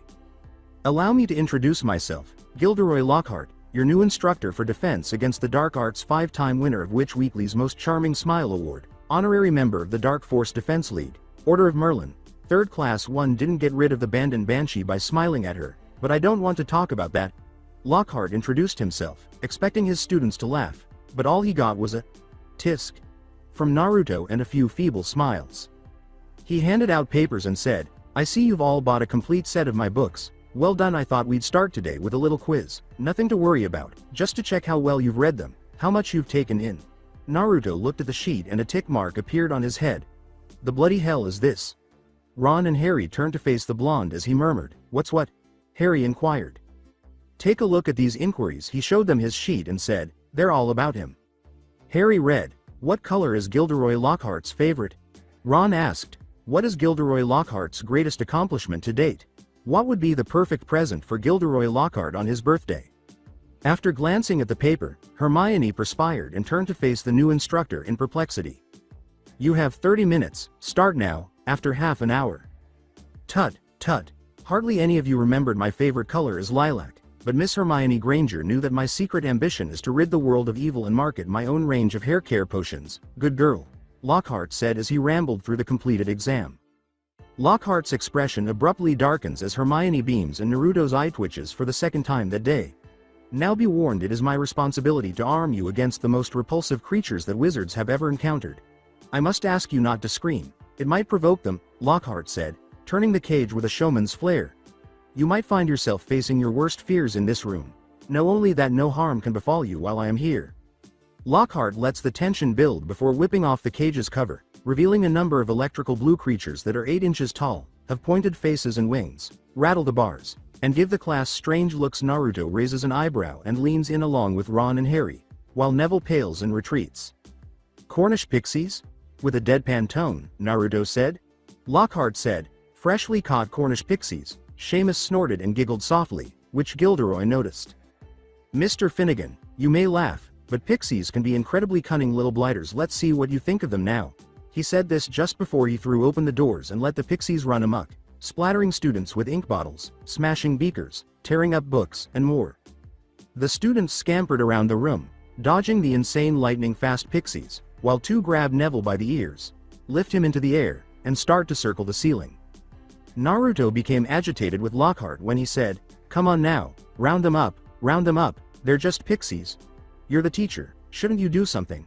As he ducked to avoid a flying textbook, he shouted.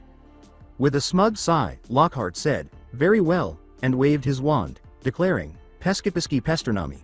However, his spell had no effect whatsoever on the creatures. The teacher is the focus of the pixies, who fly over to him, grab his wand, and throw it out a window. Naruto, Hermione, Ron, and Harry remain in the room as Lockhart, who has misplaced his wand, joins the stampeding class heading for the door.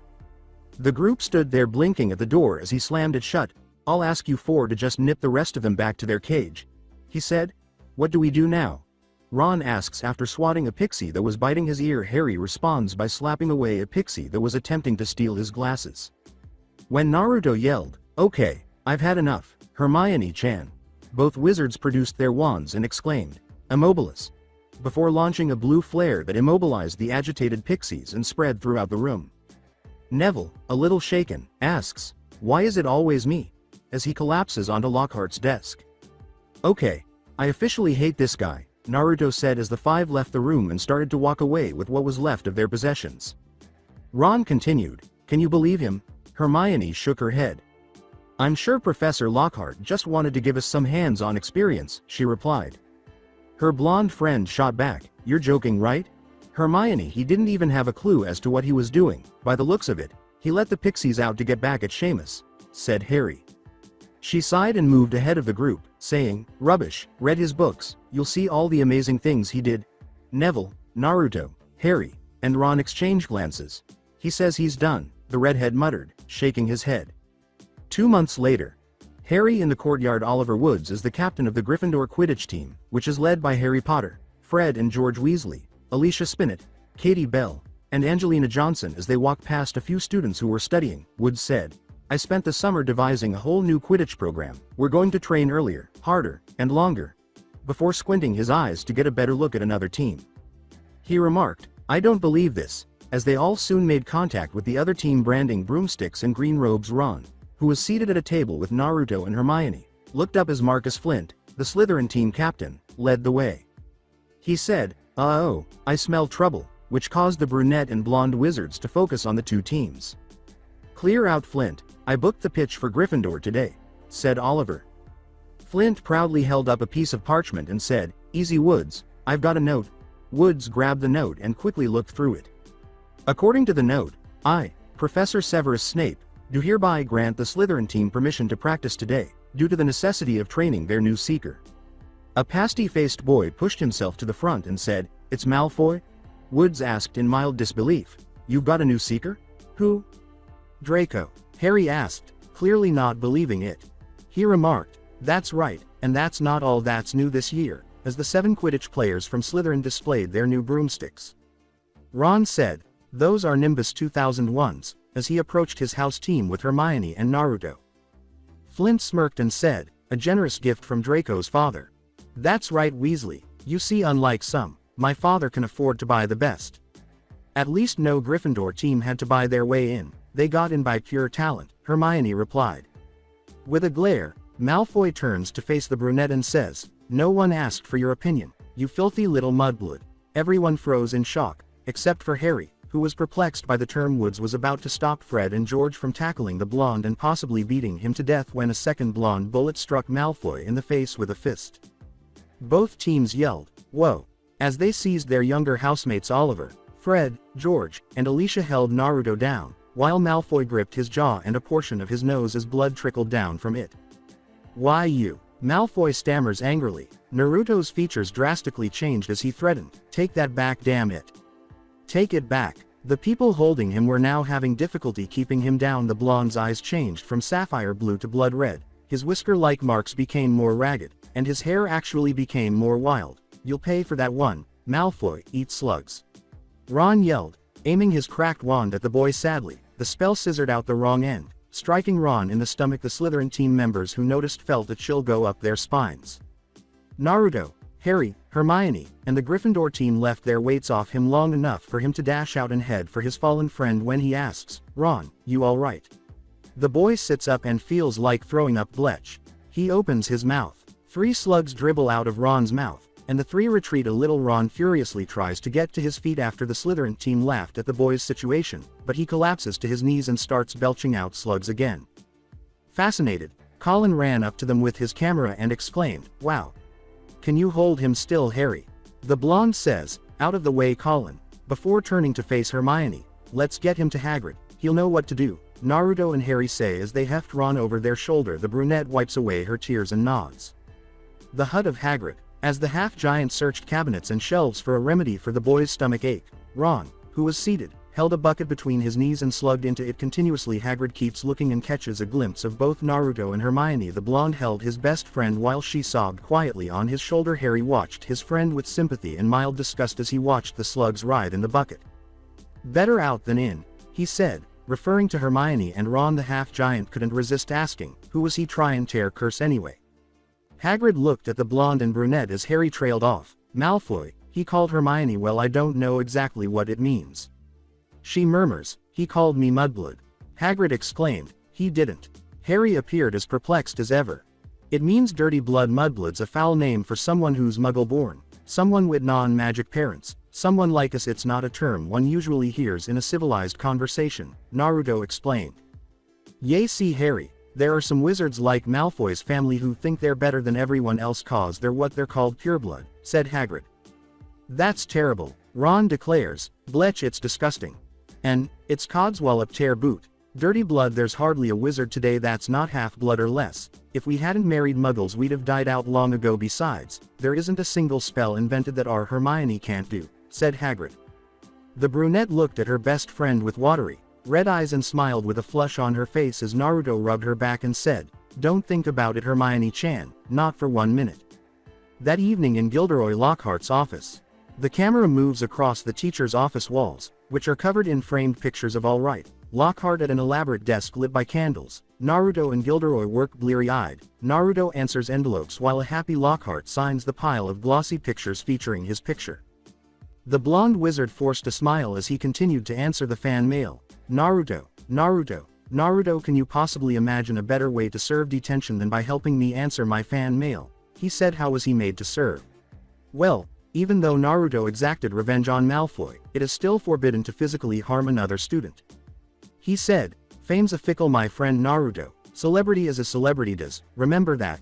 Naruto nodded indifferently and cast a somber glance at the enormous pile of leftover envelopes. This would have been completed long ago if Kushina had taught him the cage bunch. And he dips his quill into the ink and begins writing when a menacing voice enters the room. Come on, come to me. What? Naruto asks, jerking his head forward and scanning the room. I was saying, 6 solid months at the top of the bestseller list. Broke all records, Lockhart exclaimed. No, not you. That voice. Voice? Naruto questioned. Didn't you hear that voice? He looked around the room and said, what are you talking about, Naruto? I think we're getting a bit drowsy, before turning to face the clock. Great Scott, no wonder, look at the time. We've been here nearly 4 hours. Dinner's nearly done. If you hurry you might make pudding. Spooky how time flies when one's having fun. He exclaimed. Fun? Naruto looked at him as if he were insane. After 20 minutes, before Naruto could turn, the menacing voice from earlier reappears as he moves through the deserted hallways, his hand hurting from writing so much. Blood, I can smell blood. He pulled his wand from his arm holster and searched for the source as the blonde came to a complete stop. Allow me to tear you apart, permit me to murder you. Before continuing down the hallway, Naruto approaches the wall and runs his fingers along the stone. He moves slowly at first, then picks up speed as though he's following something. He turns the corner and sees Hermione, Ron, and Harry. Naruto, almost frantically, he asked, did you hear it? Hermione said, hear what? That voice. Harry's turn to inquire, voice? What voice? I heard it first in Lockhart's office, then again on my way here. Murder, it's time to murder. Naruto tenses up and quickly scans the area as the three of them examine the blonde with interest. He fled after saying, it's moving, I think it's going to kill. The other three exchanged glances before chasing their friend. The blonde wizard dashes into the second floor, past the archway, and through the staircase. He keeps going and almost trips over the damp floors as he recovered. He glanced down at his reflection, or rather, the dripping water. He noticed words. Breathing heavily from running, Harry, Ron, and Hermione catch up. Naruto, what are you doing?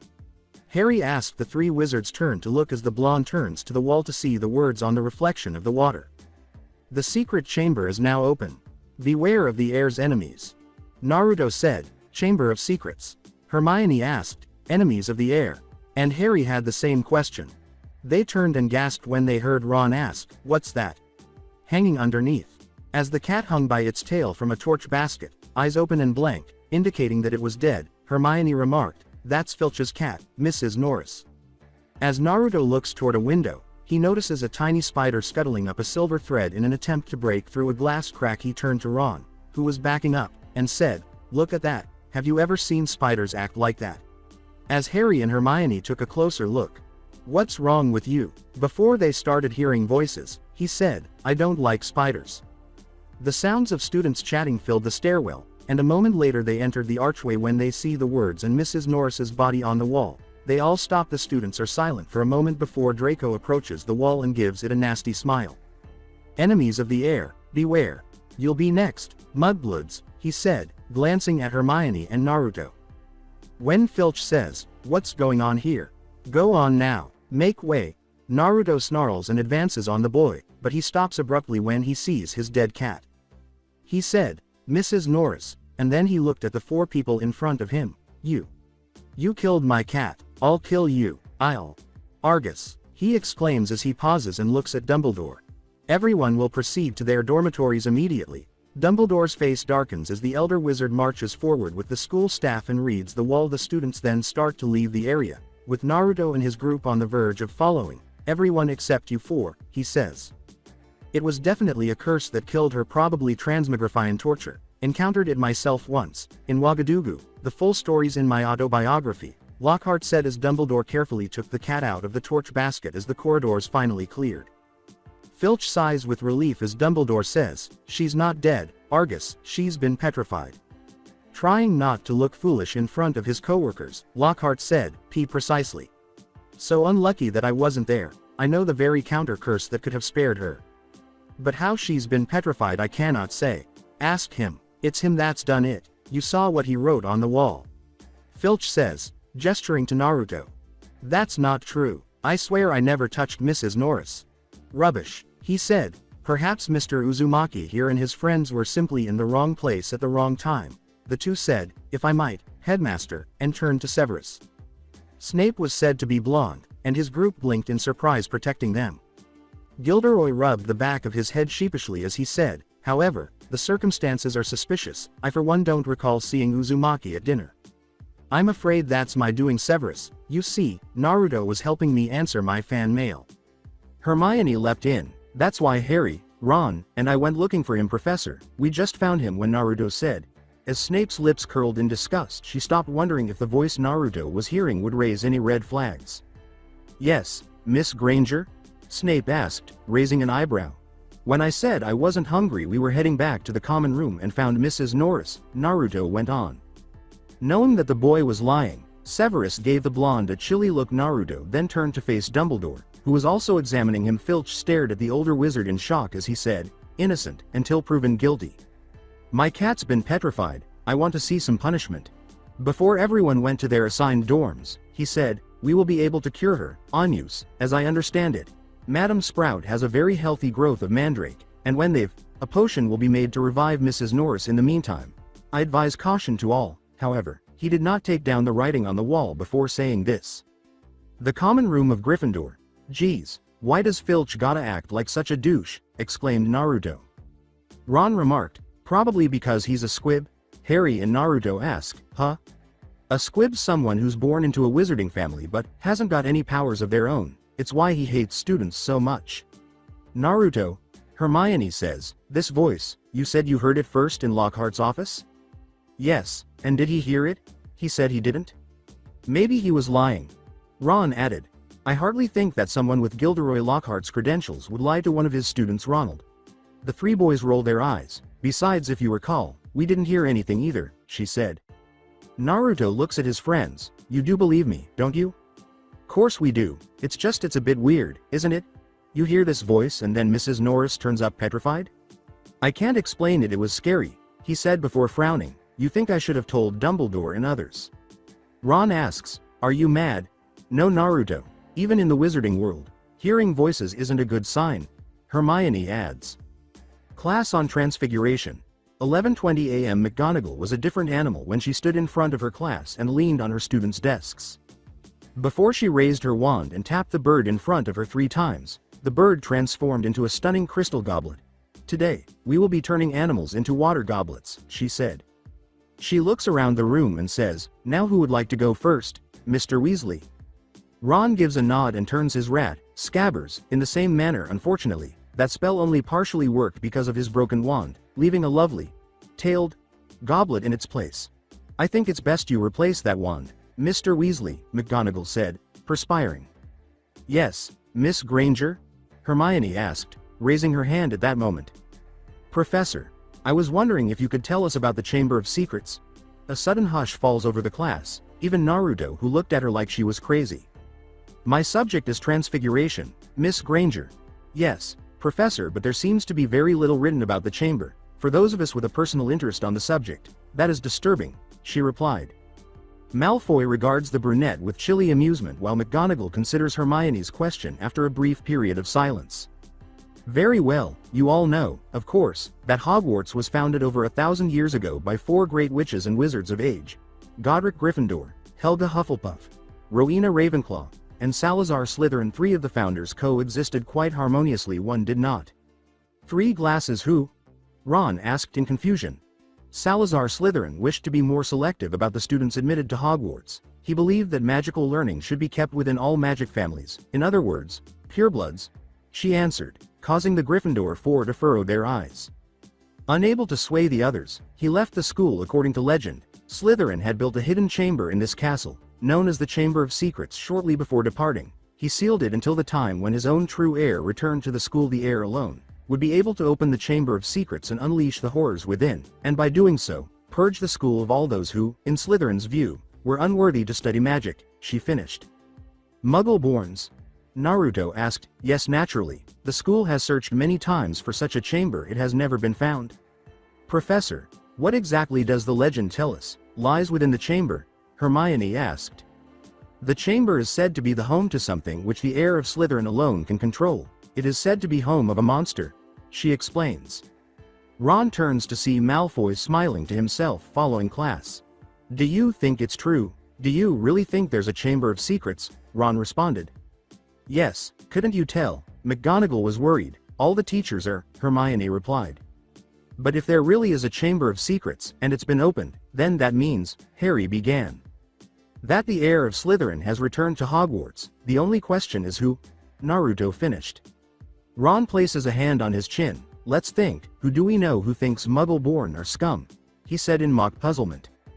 The 4 look up ahead to see Malfoy walking with Crabbe and Goyle. If you're talking about him. Of course. You heard him. You'll be next, mudbloods. She said, obviously unconvinced. I heard him, but Malfoy, the heir of Slytherin? Dunno, maybe Ron's right. Hermione. I mean, look at his family. The whole lot of them have been in Slytherin for centuries, Harry states. He does have a point, Naruto add in before eyeing Draco's goons. Crabbe and Goyle must know. Maybe we could trick them into telling, he pondered. No, even they aren't that thick, but there might be another way. Mind you, it would be difficult, not to mention we'd be breaking about 50 school rules and it would be dangerous, very dangerous, Hermione replies. The blonde remarked, I see, well, better get started.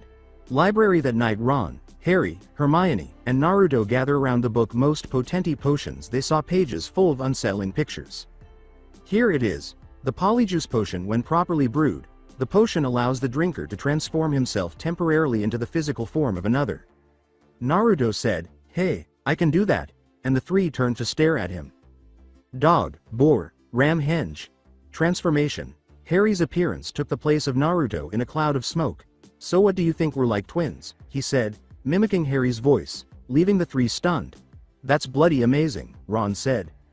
The original Harry says, well, then we don't need to worry about using the potion.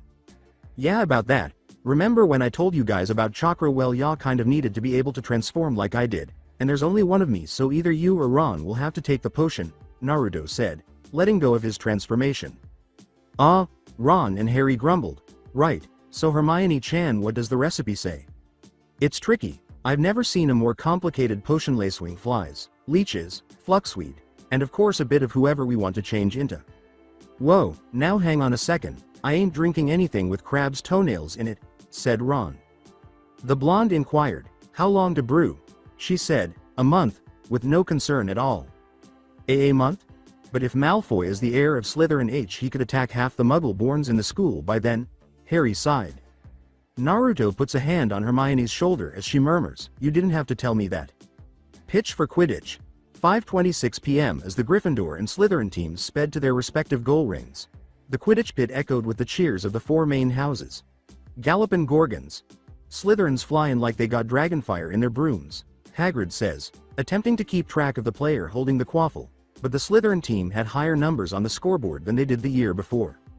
It goes without saying that Ron's distaste for the Slytherin house has increased after he humiliated himself with a failed Slugulus Eructo and had himself and his friends called mudbloods by the Malfoy as Slytherin scored again. Naruto sobbed, no, no, no, intercept yes. Wait, he muttered, come on Harry, The match ends in 3 minutes. Y'all gotta catch that snitch. Ron and Hermione agreed, glancing at their friend who was currently involved in a sporting dispute with Draco Malfoy. With a sigh, Naruto spots a specific person walking onto the faculty box. He asks Hagrid for his rather large binoculars and looks at him. As his gaze fell on Lucius Malfoy, he thought with a hint of rage. All right there, Scarhead? Malfoy smirks as he streaks overhead as Harry soars high above the other players in pursuit of the winged golden orb. Harry ignores the bludger that was racing toward his head and just glares at the blonde with the sleek back. He hears George yelling, "Harry, watch out!" and barely avoids the whistling bludger. Harry watches the bludger take off after the Weasley twin bats the thick magical ball away from them, but he blinks as it turns around and points directly at him. He then takes off, with the bludger pursuing him. Naruto exclaims, "Uh-oh," while holding onto the binoculars. Ron asks, What is it?" "Bludger's after Harry." "A rouge bludger," murmurs Hagrid. Ron asked, "Rouge bludger?" while Naruto and Hermione watched intently. "That ball's been tampered with, see fear yourself," Hagrid remarks as Harry performs a series of loops and zigzags and tries to shake the unyielding bludger by rolling. "Easy there, Ron. Already forgotten about your broken wand now, have you?" Naruto says as Ron draws his wand and takes aim. Hermione answers, "He's right, even with a proper wand it's too risky, you can hit Harry." Back on the airfield, Harry dives and dives to avoid the approaching bludger, while Draco just cruises overhead, taunting, "Training for the ballet, Potter?" The golden snitch was buzzing a few inches behind the Slytherin air when Harry turned with a sneer, but he fought the temptation to appear shocked. He swiftly swivels his broom and rushes in the direction of Malfoy, who swallowed and staggered away as the brunette flew past him and toward the floor. "Cheap trick there, Potter." The slick-backed blonde yelled as he saw Harry chasing the golden orb and charged after him into the trench that encircled the field. Ron wanted to know what was going on inside the invisible trench, so he asked, "What's happening?" Naruto squinted as time seemed to slow down. The crowd's applause had subsided, and the only sound he could hear was the hiss of a serpent. He turned to look at the faculty box and saw a familiar black-cloaked figure standing above the other Magi instructors. "Naruto." He snapped out of his daze and looked at Hermione, who gestured for him to go to the field, where he saw Malfoy leap out from under the trench and drop his broom naturally. He would have been curious about what had happened in the trenches, but he quickly noticed that the figure had vanished. Ron yelled, "Harry!" and he turned back to the field to see Harry leap out and onto it as well. The brunette's tight hold on his arm suggested that he was hurt as the boy's hand unclenched. Everyone was on the edge of their seats. "Harry Potter has caught the golden snitch. That's 150. Gryffindor wins." The stadium erupted in cheers, except for Slytherin. Ron gives Naruto a high five and says, "Yes. That's how it's done, mate." But he stops when the rouge bludger hits the ground and almost crushes Harry. Harry himself moaned in agony as he had to roll on his now broken arm while the bludger kept going after him, blasting off into the sky and slamming back down repeatedly, leaving tiny craters all over the field. Neville yelled, "Someone get him out there," to them.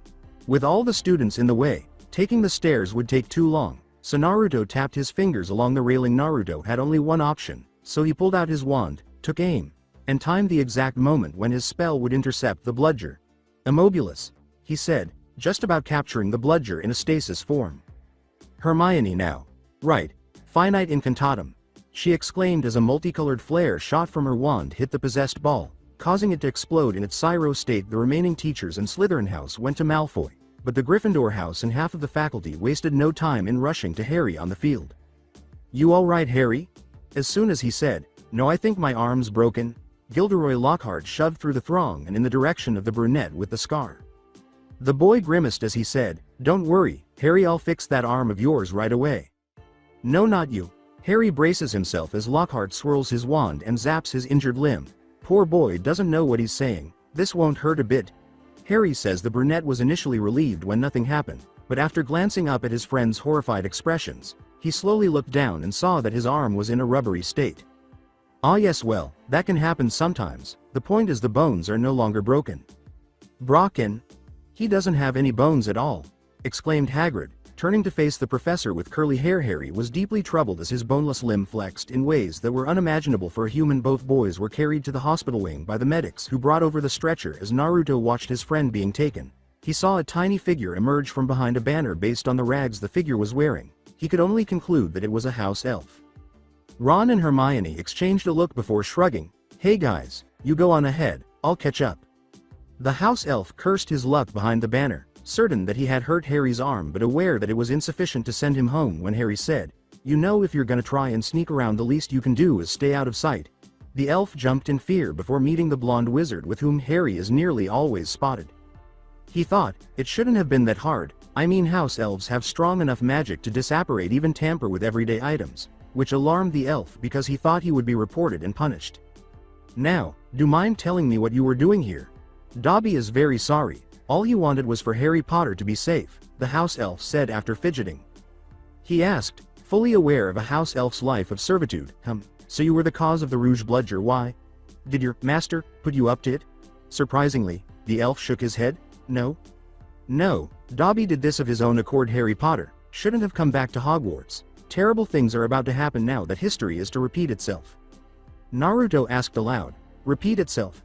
Before hearing the hiss of a snake, which made him raise his head, raising the banner, he gazed at the ancient castle that was Hogwarts. "Kill?" he asked, repeating the message he had heard. "History?" he asked, trying to figure out the puzzle. He turned to house elf, who gave him a worried look. "Dobby, you know what's about to transpire at Out School. You have to tell me." "Dobby cannot. It's too risky to get you involved. After all, you are his descendant." Naruto knelt down in front of the elf and said, "His? What are you talking about?" Oh no, Dobby has said too much. Stupid Dobby. Stupid Dobby." He started beating himself with his own fists, but Naruto restrained him. Hey, calm down, all right. There is more than one heir at Hogwarts," Dobby said, slowing his breathing and looking up before snapping his fingers and dissolving. He yelled, "Wait, what, Dobby?" But it was in vain because the elf had already vanished. The hospital wing at Hogwarts. As Naruto moved down the corridor, he passed a dazed Draco who had fallen asleep with Goyle and Crabbe. When he walked in, he saw Ron and Hermione standing by a bedridden Harry, along with a few other members of Gryffindor House. "You feeling all right?" he asked, looking up and wiggling his boneless limb with his free hand. "Do you really have to ask?" he replied. Madame Pomfrey was heard saying, "He should have been brought straight to me. I can mend bones in a heartbeat." But growing them back, as she poured out a steaming beakerful of liquid from a bottle that resembled a spinal cord, also known as Skella Grow. Hermione asks, "You will be able to, won't you?" The school nurse hands Harry the steaming cup and says, "I'll be able to, certainly, but it will be painful. You're in for a rough night, Potter. Regrowing bones is nasty business." I'll gulp it down, otherwise your arm will remain as boneless as a rubber glove," Harry said, forcing the liquid down his own throat as he felt the sudden urge to throw up after taking a sip. "Gee, that's gross." He spat out small pellets of liquid from the aftertaste. "Well, what did you expect? Pumpkin juice?" Flash. Colin exclaimed, "That was brilliant today, Harry, brilliant," as the four shielded their eyes from the camera shot and sighed in their minds because they knew who it was. "Out. All of you. This boy's got 33 bones to regrow," declares Madame Pomfrey, who believes that the scar-headed brunette should get as much sleep as possible before the terrible night he must face. Ron, Hermione, Naruto, and Harry said their goodbyes and departed the hospital wing. The redhead inquired, "So where did you head after the game?" "I didn't go anywhere. Believe it or not, I found the house elf that Harry was talking about." "Dobby?" Naruto went on to describe the house elf and their scar-headed friend's predicament, but he was still perplexed by the warning Dobby had unintentionally left him. Did the Chamber of Secrets play a role? Ron followed Naruto and Hermione back to the common room because he didn't want to become involved in a conversation he couldn't follow, but it wouldn't hurt to find out. Hallways at 7:35 p.m. Naruto sighed. "Well, that was a total bust. All we got was info we already knew." He could understand the reasoning behind it, but if everyone knew, it wouldn't be a Chamber of Secrets. Hermione could only concur. Fortunately, they hadn't looked through the entire library, so they could try again the next day. "I did learn something rather interesting, like?" His best friend nodded when Hermione pulled out an old book bearing the Slytherin mark and asked, "You found the history archives?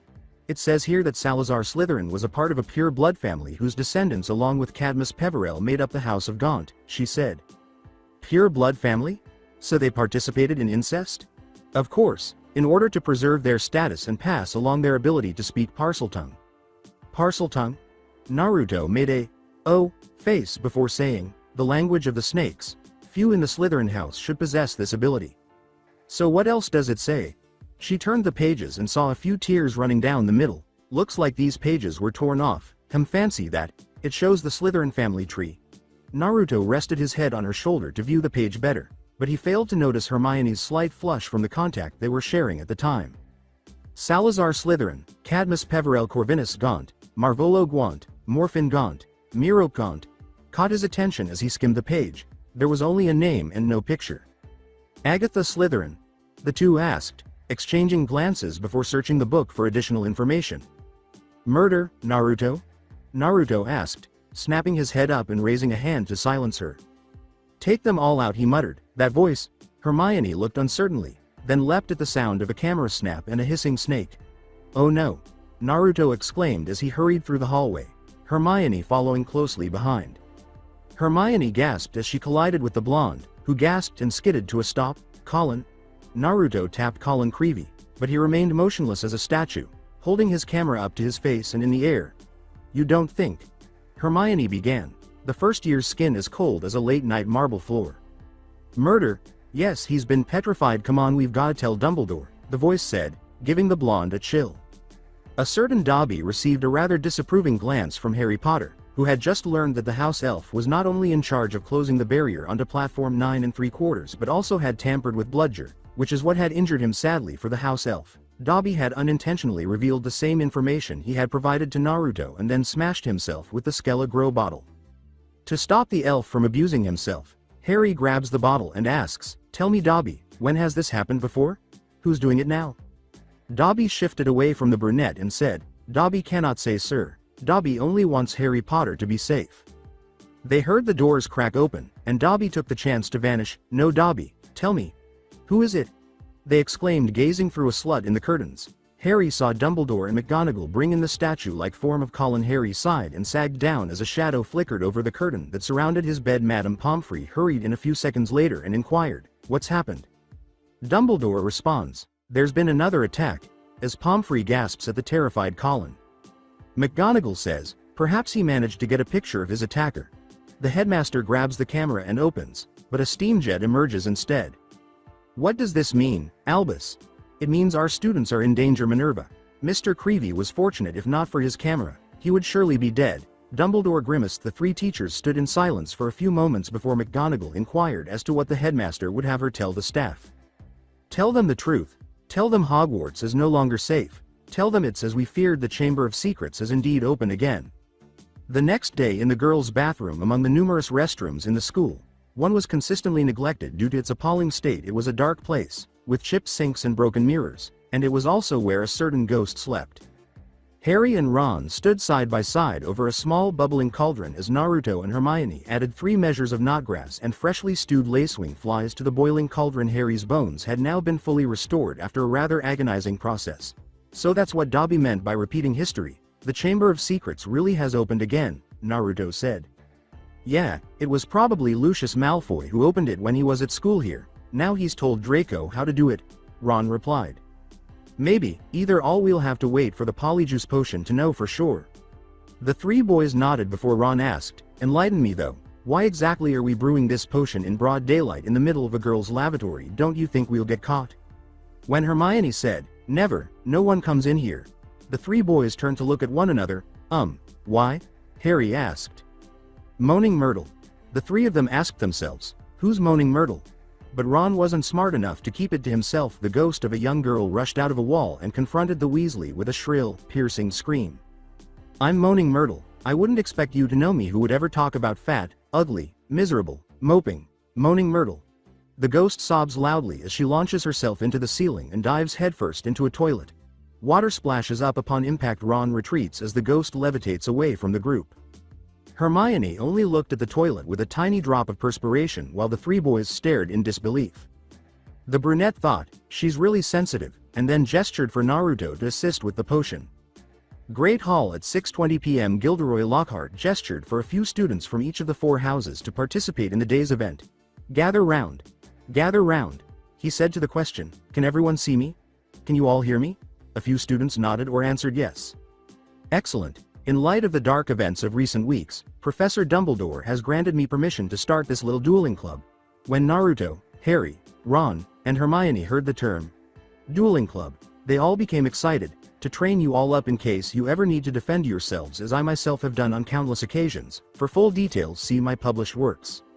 Naruto cups his chin and asks, "Dual Club I?" Ron gestures to Lockhart and says, "You're not serious, are you? I mean you in a club with him?" Naruto scowls. "All right, but that's the only thing wrong with this club," he murmurs. "Let me introduce my assistant, Professor Snape. He has sportingly agreed to help me with a short demonstration. Now I don't want any of you youngsters to worry. You'll still have your potions master when I'm through with him, never fear," says Snape, their potions master, as he returns to the stage. Surprisingly, Hermione also gave a deadpan sweat drop, along with Naruto, Harry, and Ron. Ron wondered, what's the fun in that? The pupils watch as Lockhart and Snape bow to each other, turn, and take 10 steps before spinning while holding their wands like swords. As you can see, we are holding our wands in the acceptable combative position. On the count of 3 we will cast our first spells. Neither of us will be aiming to kill, of course, assured Lockhart. "I wouldn't bet on that," Harry muttered to Snape after wrapping up his introductions with Justin Finch-Fletchley. 1 2 3. Expelliarmus. Lockhart is blasted off his feet and into the wall across the hall by a brilliant burst of crimson light. With little concern, Hermione asks, "Do you think he's all right?" Naruto looks up to see Snape staring at him. "Tisk, who cares, he got knocked the foo." The blonde clears his throat. "Well, you know what I mean." Lockhart stood up shakily and said, "Well, there you have it, that was a disarming charm. As you see, I've lost my wand." When Hermione notices the magical instrument, she gives it to the Gilderoy. "Ah, thank you, Miss Granger. Yes, an excellent idea to show them that Professor Snape, but if you don't mind my saying so, it was very obvious what you were about to do. If I had wanted to stop you, it would have been only too easy." Snape answered boredly, "Perhaps it would be prudent to first teach the students to block unfriendly spells, Professor." "An excellent suggestion, Professor Snape. Let's have a volunteer," he says as he scans the room. A few students duck to avoid being selected, but his gaze finally lands on the 4 boys who were still laughing after witnessing Gilderoy being shot through the air like a rag doll. "Uzumaki, Longbottom, how about you?" The answer from Neville was, "Huh. Sir, maybe it's a better idea to pair me up with someone who won't blow us both up. No offense," Naruto whispered to Neville after noticing his housemate's sudden change in attitude. Neville waved him off, eager to avoid taking part. "Having trouble with certain charms? No worries then, just come by after class and I'll guide you down the right path of spellcasting. Now then, how about you, Mr. Weasley?" Gilderoy turns to his second-year student. Ron looked nervously at his fellow blonde, who is well aware of his more seasoned combat spells. "Weasley's wand causes devastation with the simplest spells. We'll be sending both students to the hospital wing in a matchbox. Might I suggest someone from my own house?" "Malfoy, perhaps," Snape said. He and his fellow blonde gave each other a menacing glare, and Harry, Ron, and Hermione turned to their whiskered friend as both professors retreated. The two approached the stage. Draco gave his opponent a fierce look and said, "I didn't get you back for that punch now, did I?" Naruto scowled. "And you still haven't taken it back?" With their wands poised, the two reluctantly bowed to one another and retreated 10 steps. "Wands at the ready. When I count to 3, cast your charms to disarm your opponent, only to disarm. We don't want any accidents now, do we? All right, 1 2. With a flash of white light, Draco fires first, knocking Naruto off his feet. The whiskered blonde recoils and lands on his feet while clutching his chest. He watched as Malfoy prepared his wand once more, Flipendo, launching Malfoy into the air. Expelliarmus. Draco was abruptly blasted farther down the stage while still in midair. "I said disarm only, Aqua Eructo." Draco launches a high-pressure water jet in the blonde's direction. Glacius. Naruto retaliates by shooting a blue flare straight into the water, solidifying it in ice. Malfoy halted his charm, causing the frozen waters to break on stage. Incendio. Naruto times the approaching flames. Flamma Rehentem.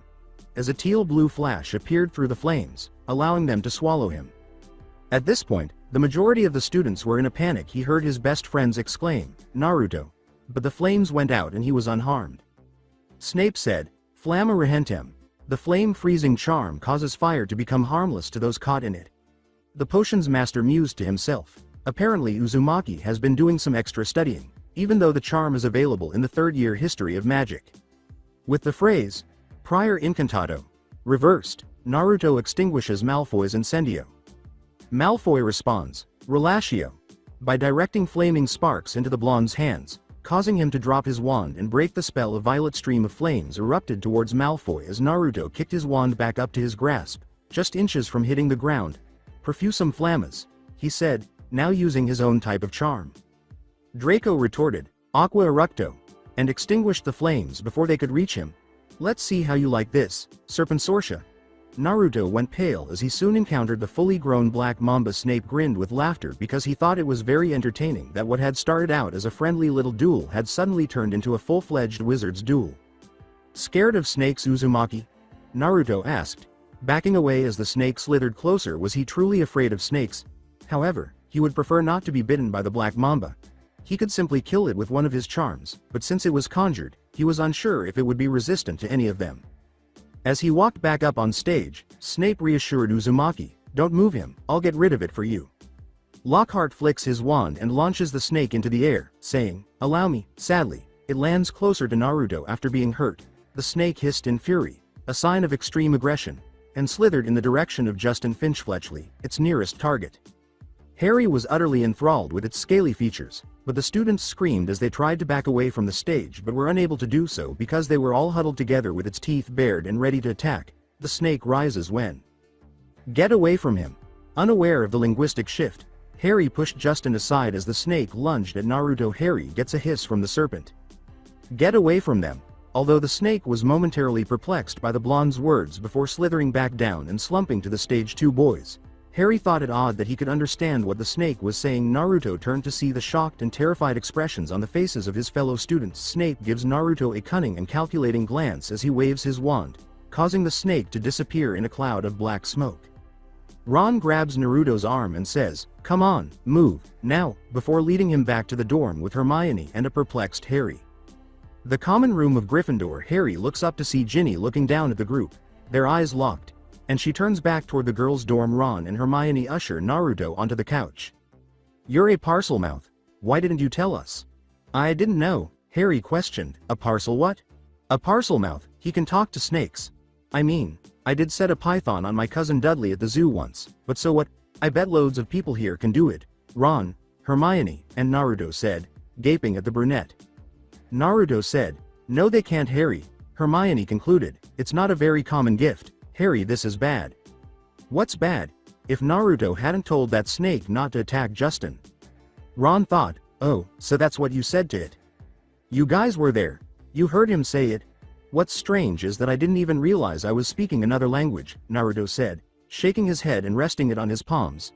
Harry, they heard me speaking in Parseltongue, snake language. I don't know, Naruto, but it sounded like you were egging the snake on or something. It was creepy. Hermione said. The Gryffindor house soon began to pour into the room, and most of them gave the blonde a suspicious look. Even Seamus, Neville, and Dean Thomas passed by silently. Naruto appeared dejected and said, their stares, he thought it was just like the villagers. Listen up you two. There's a reason the symbol of Slytherin house is a serpent. Salazar Slytherin was a parcelmouth. He could talk to snakes too. Exactly. Now the whole school's gonna think Naruto's his great-great-great-grandson or something. No way. There's only ever been few wizards to appear from my homeland. I highly doubt even Salazar has been there. Hermione answers, yeah, but he's lived 1,000 years ago. For all we know you could be.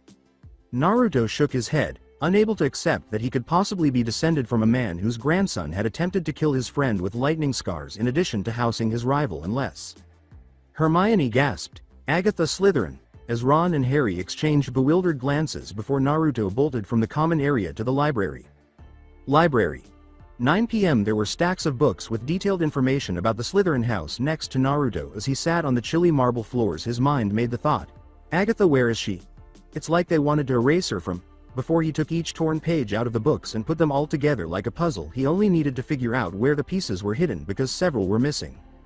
After a few minutes, he was able to locate at least 9. It wasn't much, but it did provide the majority of the information he needed. After setting the pieces on a nearby table, Naruto pulled out his wand and said, Reparo.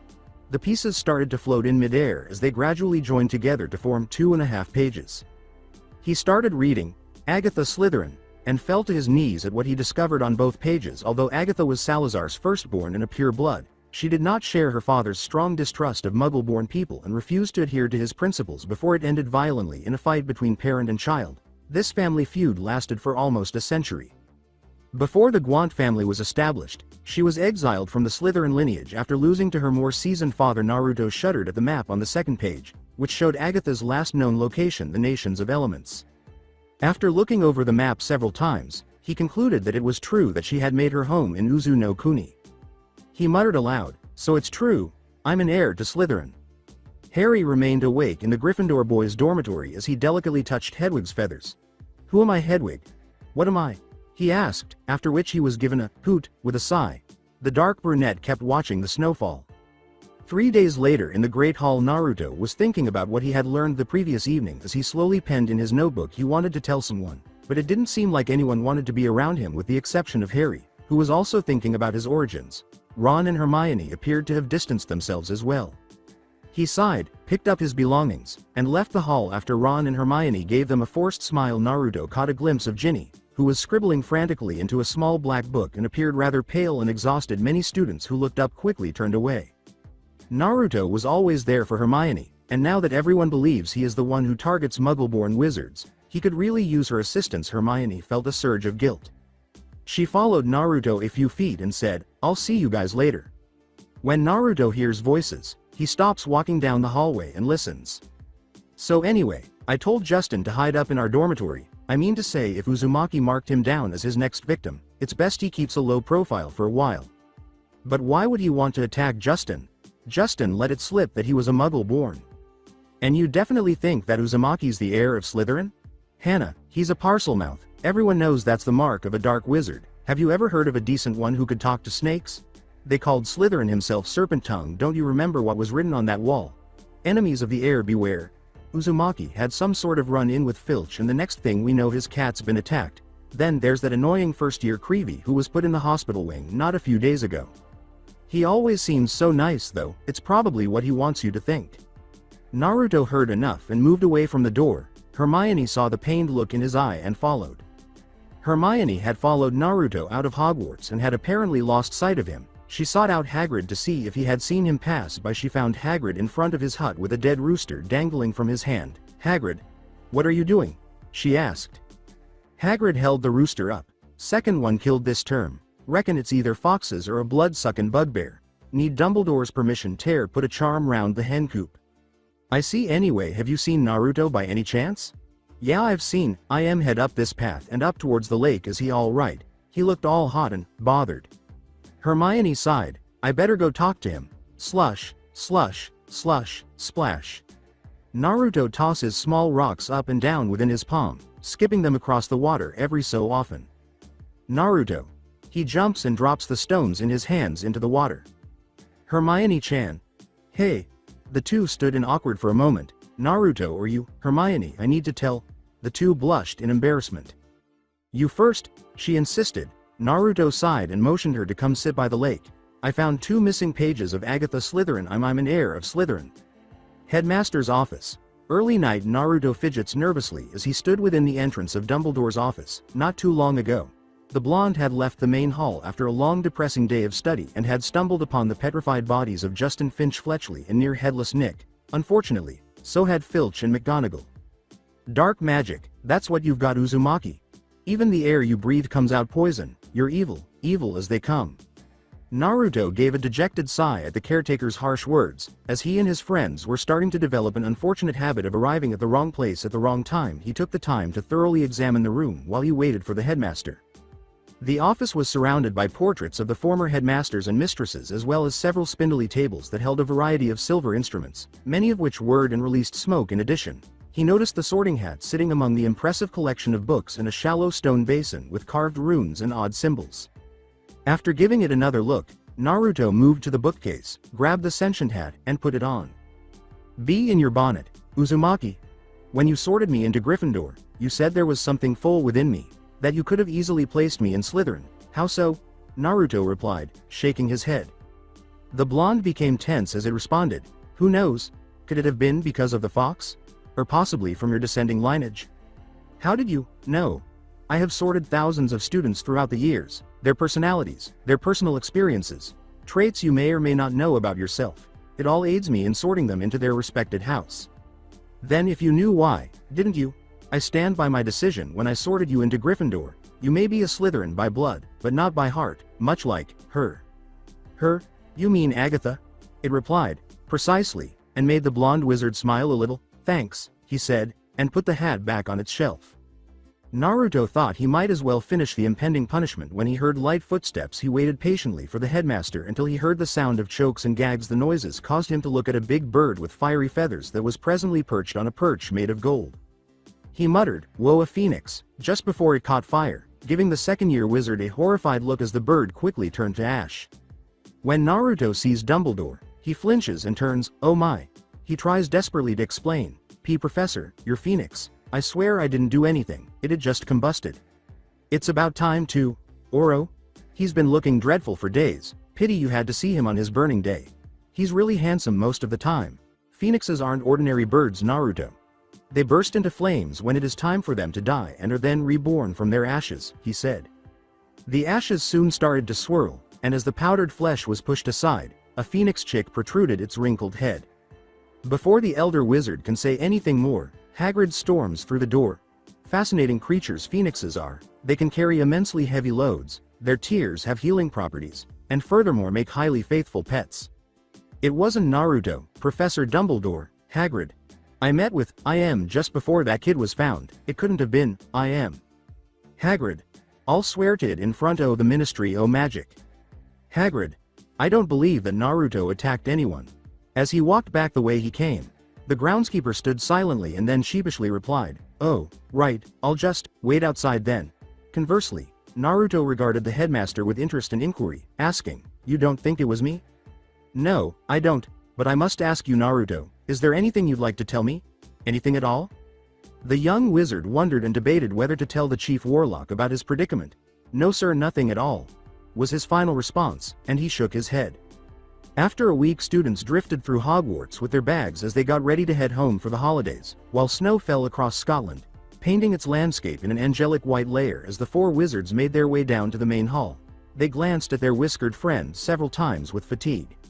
When the Weasley twins exclaimed, "Make way for the heir of Slytherin, seriously evil wizard coming through," many students cleared a path for them. Ron smiled with laughter, then noticed Naruto's storm cloud above. "Oh come on, Naruto. They're just joking around. Don't see anyone else laughing." "Okay, so half the school thinks you're nipping off to the Chamber of Secrets every night. Who cares?" "I do. Students are being petrified and I'm the one getting blamed for it." Hermione's housemates gave her a deadpan look when she said, "Well, if it makes you feel any better, I just heard that Malfoy is staying over for the holiday too." Harry cried out, "Hermione, how would that help anyone feel better?" After telling Harry and Ron, "Because in a few days the polyjuice potions will be ready, we'll then know who's the second heir," the two were as shocked as their blonde friend when he first learned of his ancestry. Knowing full well that their friend was not like the other members of the Slytherin house, they stood by him. "Mom's probably gonna send a howler after this.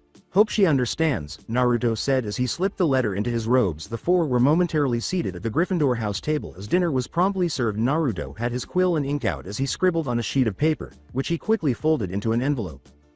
Not wanting to be in the same room when the letter with the ear piercing arrived, Harry asked, "Why?" "Before any of this, I was kinda planning to spend the holidays over in Wales with Mom and a few friends I met last summer. We all had something we were looking forward to, but plans change. After what happened with Dad's car, I think I'm safer here than I am back home," Ron sighed. Harry grinned at the three, but he secretly wished that, in contrast to his aunt and uncle, he had someone who genuinely cared about him waiting for him at home. "So everything's set?" "Yes, all we need is a bit of who we'll be changing into. Crabbe and Goyle. We also need to make sure that the real Crabbe and Goyle don't burst in on us while we're interrogating Malfoy." Ron asked, "How?" and responded when he saw a dark violet potion. "Sleeping Draft. We mix these into a pair of cupcakes, a single bite and they'll be out in a matter of seconds. Simple but powerful," said the witch as both targets stuffed their faces with whatever food was on hand. The boys looked over at the Slytherin table and each of them produced a drop of perspiration. "You know how greedy those two are, they won't leave until every last drop of trifle is gone." After 4 days the polyjuice potion was finished and awaiting its last ingredients at 0 hour as the four wizards made their way to the girls' bathroom, the curly-haired brunette whispered, "Now, once they're asleep, hide them in a broom closet and pull out a few of their hairs." "And whose hair are you ripping out?" She pulled out a tiny vial with a tiny hair and said, "I've already got mine," before putting the glass container in her pocket and replacing it with a tiny bundle of chocolate cupcakes. "Millicent Bulstrode. She's in Slytherin. I got this off her robes," she said. "I'll go check on the potion. Just make sure Crab and Goyle find these. Giving the cakes to them. Naruto, you work on getting us the password. He said, got it, before they parted ways? Harry? Yeah? Have you ever heard of a plan where so many things could go wrong? As a few students dressed in black and green entered and left through the dungeon entrance, Naruto stood silently and covered his face with the darkness of the corridors in the hopes that no one would take the stairs back up. He hurried to the door and trailed down the staircase, glancing quickly behind him. When he entered, the blonde sighed with relief that no students were there, but he now appeared to be lost with several passageways heading deeper into the dungeon. It made it difficult to navigate through the dark corridors. He would have spent hours wandering the prison had he not heard the echoing footsteps and girlish chattering. Naruto weaved his hands in a tiger seal, allowing his spiritual and physical energy to intertwine and circulate throughout his body. Giving him access to his secondary energy source, channeling his chakra to both arms and legs, he flipped up and attached himself to the ceiling. Before long, two of Slytherin's most popular students, Tracy Davis and Pansy Parkinson, passed by and turned the corner. Knowing that these girls would unintentionally guide him to the entrance and provide him with the password, Naruto smiled hollowly. The girls soon came upon a solitary stone wall, and Tracy said, "Pure blood?" As she moved forward, the reverse blonde rolled his eyes, assuming the password had something to do with their status, as the wall took her words and opened inward. He glanced back down to see Tracy patting her waist, attempting to find something that wasn't there. Damn it, I left my Mokeskin pouch back at the main hall. I'll be back, don't start the game without me. She spoke before trailing back the way she came. We'll do the opposite if you don't hurry, Pansy said with a shrug as she entered the hidden common room. Naruto watched as the doors closed and returned to the appearance of a normal dungeon wall. He then gave a small grin and crawled after his target. Cremati sinus cinerum in terra, sit venator Saturni, deducit vos in gratia compunctionis. Ashes to ashes, dust to dust. Let the shrouds of Saturn guide you into graceful slumber, chanted the blonde wizard. Connecting his thumb and index finger, Naruto blew a dark violet shroud that engulfed Tracy and half of the corridor. Naruto dragged the now slumbering girl into one of the numerous barred cells. After hearing a groan followed by an audible thud, the young wizard's overall appearance was transformed into a carbon copy of the sleeping witch as a tiny cloud of smoke burst forth, weaving through 3 hand seals in total. Momentarily in the girl's bathroom, the brunette looked at the potion and saw that it resembled a thick, dark, bubbling mud-like substance. Hermione, now wearing a black and green robe bearing the snakehouse emblem, hovered over a smoking cauldron. Hermione! Harry yelled. Did you get it? Got it, Ron and Harry said, raising their hands to display a pinch of chopped hair. Good. I snuck these out of the laundry, she said, pointing to a pair of robes. The boys nodded in agreement and switched them out for their house robes. I'm sure I've done everything right. It looks just like the book said it should. Once we've drunk it, we'll have exactly 1 hour before we change back into ourselves. Okay, what now? The boys grimaced as they said, we separate it into 3 glasses and add the hairs. Is everyone ready? Naruto? Yeah, it's me, and don't say nothing about my choice in appearance? Ron snickered and said, whatever you say, Tracy, which made Naruto's left eye twitch. All right, you two, take a glass and drop the hairs. Harry and Ron added the hairs they collected to a different cup, and the 4 of them gathered around the cauldron. They watched as the color of the potion changed from muddy brown to yellow, dark tan, and khaki. As he, Harry, and Hermione drained their revered glass, Ron moaned, essence of crab. The redhead doubled over as his stomach turned. Think I'm gonna be sick, he said, then hurried into a stall. Harry wasn't doing well either. He stumbled over to a shattered mirror with a dejected expression on his face. Naruto asked, you guys okay? Hermione paused, looking worried, and muttered, something's wrong. Ron leans over the toilet bowl in the stall and observes the reflection melt like wax before it is put back together to resemble crabs. As Harry looked into the mirror and saw his face thicken to Goyle's, he saw a similar reaction. Hermione looked at her arm slowly and noticed that her hand and wrist had multiple fur patches growing across them. She screams, oh no, and dashes into a stall before Ron, or rather, Crab, stumbles through the door. Naruto worriedly asked, Hermione-chan? The 3 transformed boys exchanged a quick look. Harry? Ron? He put his hand to his stomach and exhaled, bloody hell? The potion had not quite convinced him? You guys still sound like yourselves. You need to adjust your voice, Tracy said. After lowering their voices, the 2 started to practice speaking. Ron said, oi, where's Hermione? I don't think I'm going. You guys go on without me. How are you doing in there, Hermione-chan? Just leave. You're squandering time. I don't want to talk about it, she yelled. Lower level corridors. Don't swing your arms like that, Crabbe holds them sort of stiff, said Harry. You guys are pretty depressed. You don't want to attract the prefect's attention right now, do you? Sorry, not used to using hands that aren't mine. A shadow started to grow past the ground and up towards the wall a few seconds later. By the hour after curfew, only the house prefects or the school faculty would be up and moving, which would be worse if Filch caught them. Inside quick. Harry murmurs as he pulls out his wand and uses an Alohomora charm to open the doors to the third-year arithmancy class. The three cautiously shut the door behind them, leaving a tiny gap that allowed light to pass through. Light footsteps approached the door until one Percy Weasley went by. Percy? Why is he in this place? Before Naruto and Harry slapped their hands on his mouth and got a shush from him, Ron spoke in complete bewilderment. To their horror, Percy's footsteps had ceased. Weasley, what are you doing down here? Draco, that voice. Mind your attitude, Malfoy. You want to show a little more respect to a school prefect. Oh, you actually think you can catch Slytherin's heir single-handedly? Won't be surprised they find your petrified body the following day. The second year's arrogant expression changed to a frown when Percy suppressed a sneer and said, head back to your dorm. You have no business wandering the corridors at night. Rather you wish to be the next one in the hospital wing as an immobile statue. He walked past him and toward the dungeon, retorting, maybe you should take your own advice, seeing as all you prefects wonder about. I'm willing to bet that one of you will end up frozen. Percy gave the slick-back blonde a stern look before moving on in the other direction.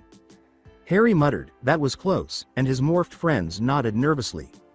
Common room for Slytherin when pure blood was said. The stone walls moved. Malfoy looked at the door of the dark-themed room and arched an eyebrow as Tracy passed by and headed for the stairs. Crabbe and Goyle appeared shortly after, asking, where have you two been?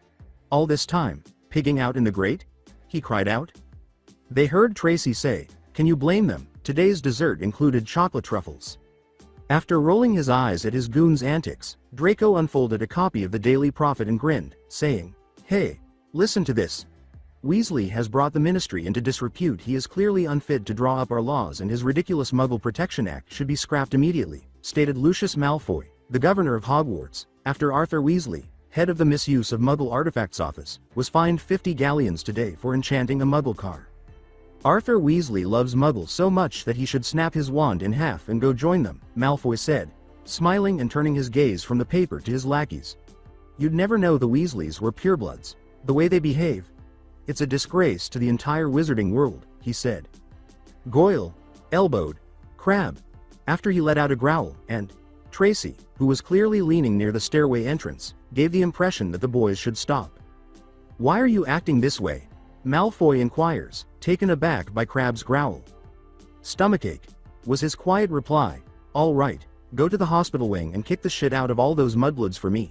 Father has always said that Dumbledore is the worst thing that has ever happened to this place, so I'm surprised that the Daily Prophet hasn't covered all of these attacks yet. I guess he's trying to hide it all, and if it doesn't stop soon, he'll be fired.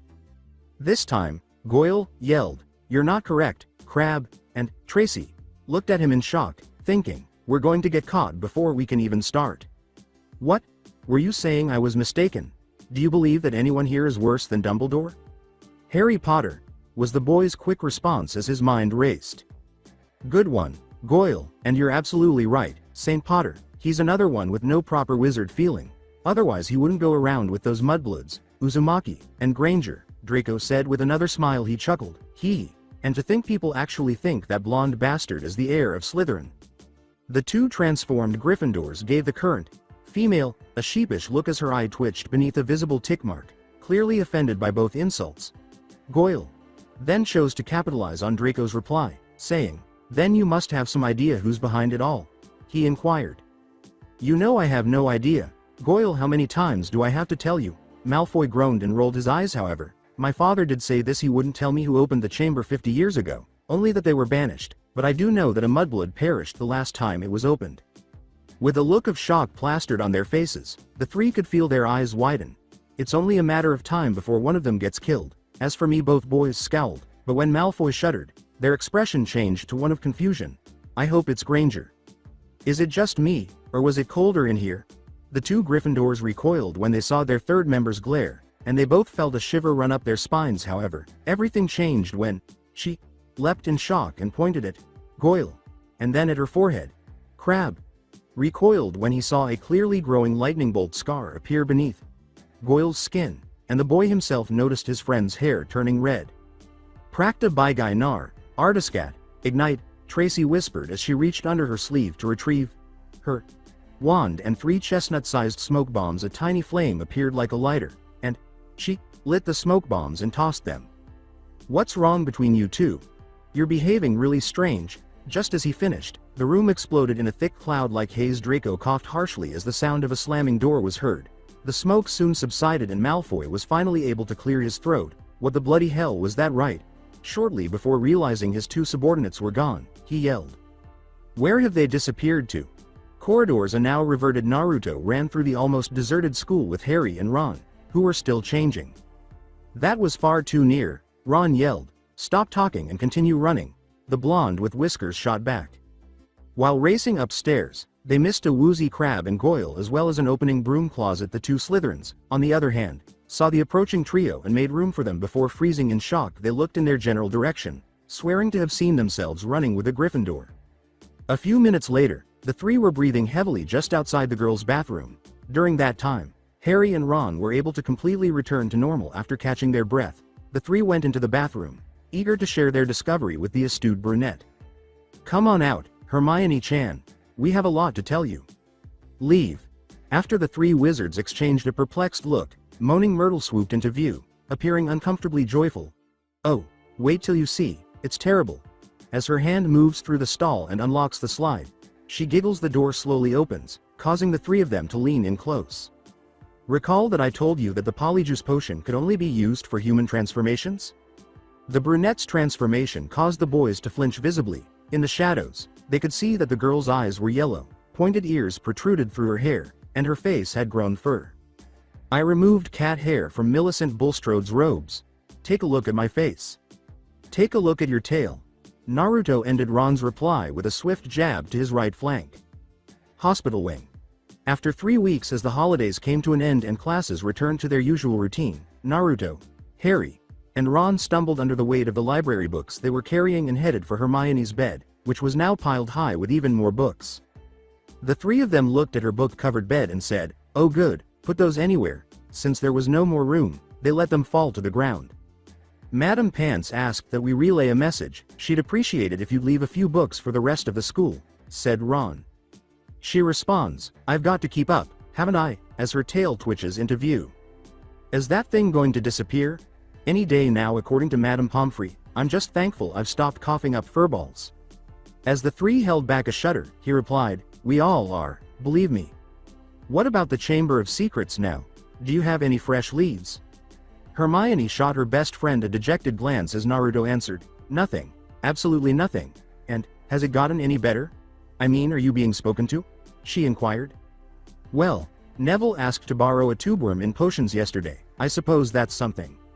To Miss Granger, "Wishing you a speedy recovery, from your concerned teacher, Gilderoy Lockhart." "You sleep with this under your pillow?" Harry asked, noticing a get well card under the brunette's pillow. "Of course not," she responds. "I don't know how that got there, so go ahead and finish the 600 pages of transformation through the ages." "I know Hermione's mental, but can you believe she falls for that smarmy nonsense of Lockhart's?" Ron said as the boy began to leave the infirmary.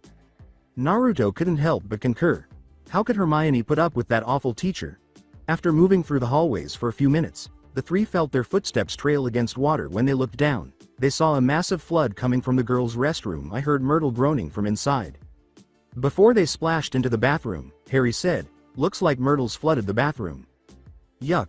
Myrtle's massive, agonizing groans started to reverberate off the gloomy tile as they walked in. Every tap was gushing water, creating tiny waterfalls that spilled over the sinks and onto the ground below. As the 3 of them approached the final cubicle, they noticed Myrtle groaning in midair before turning to face them.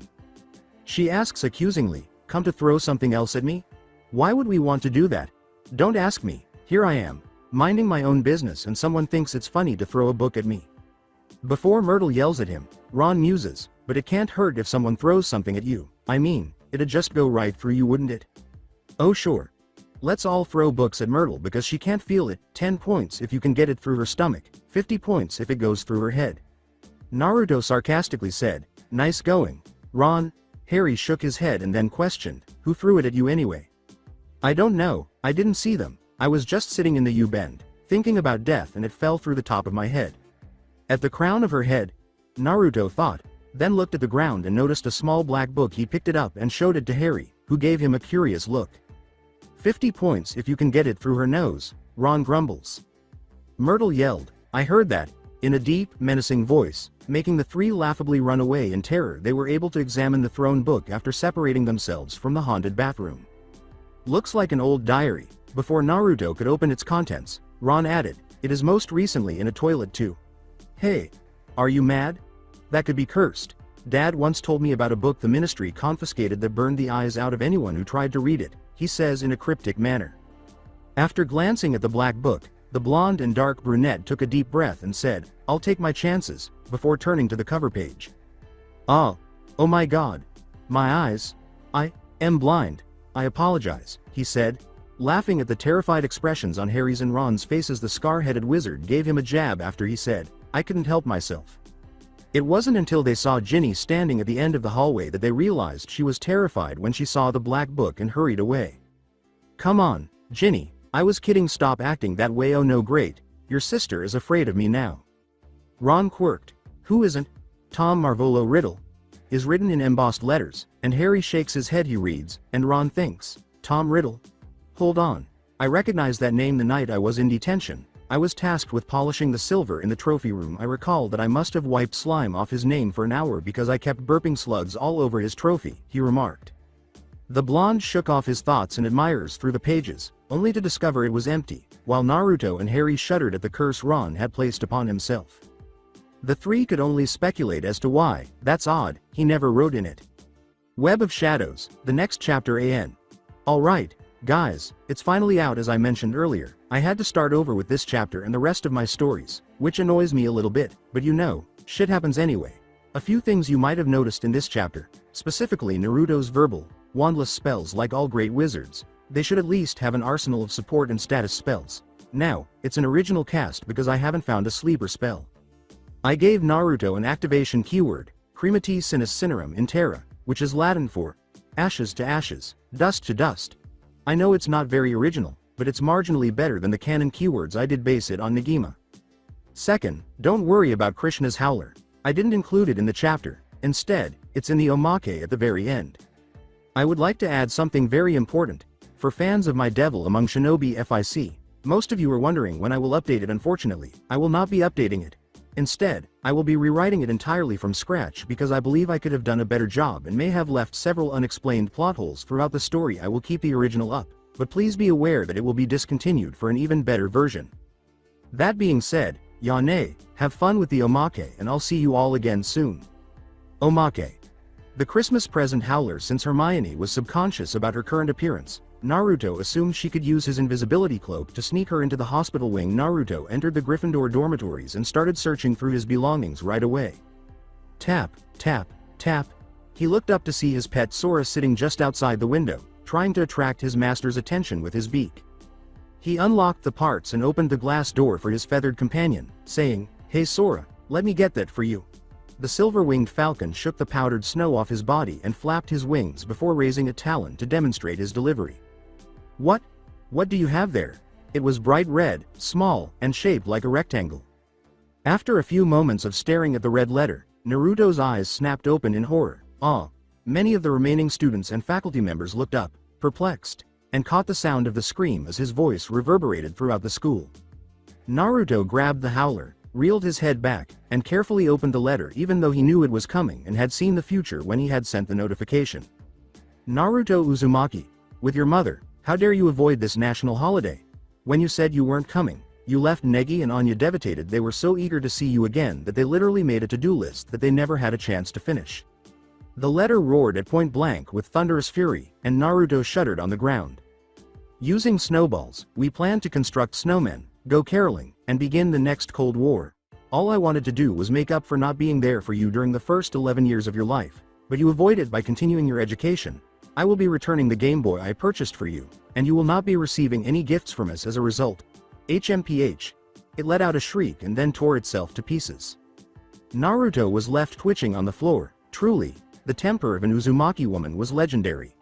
That's it for today. I hope you guys enjoyed this great story. See you in the next one.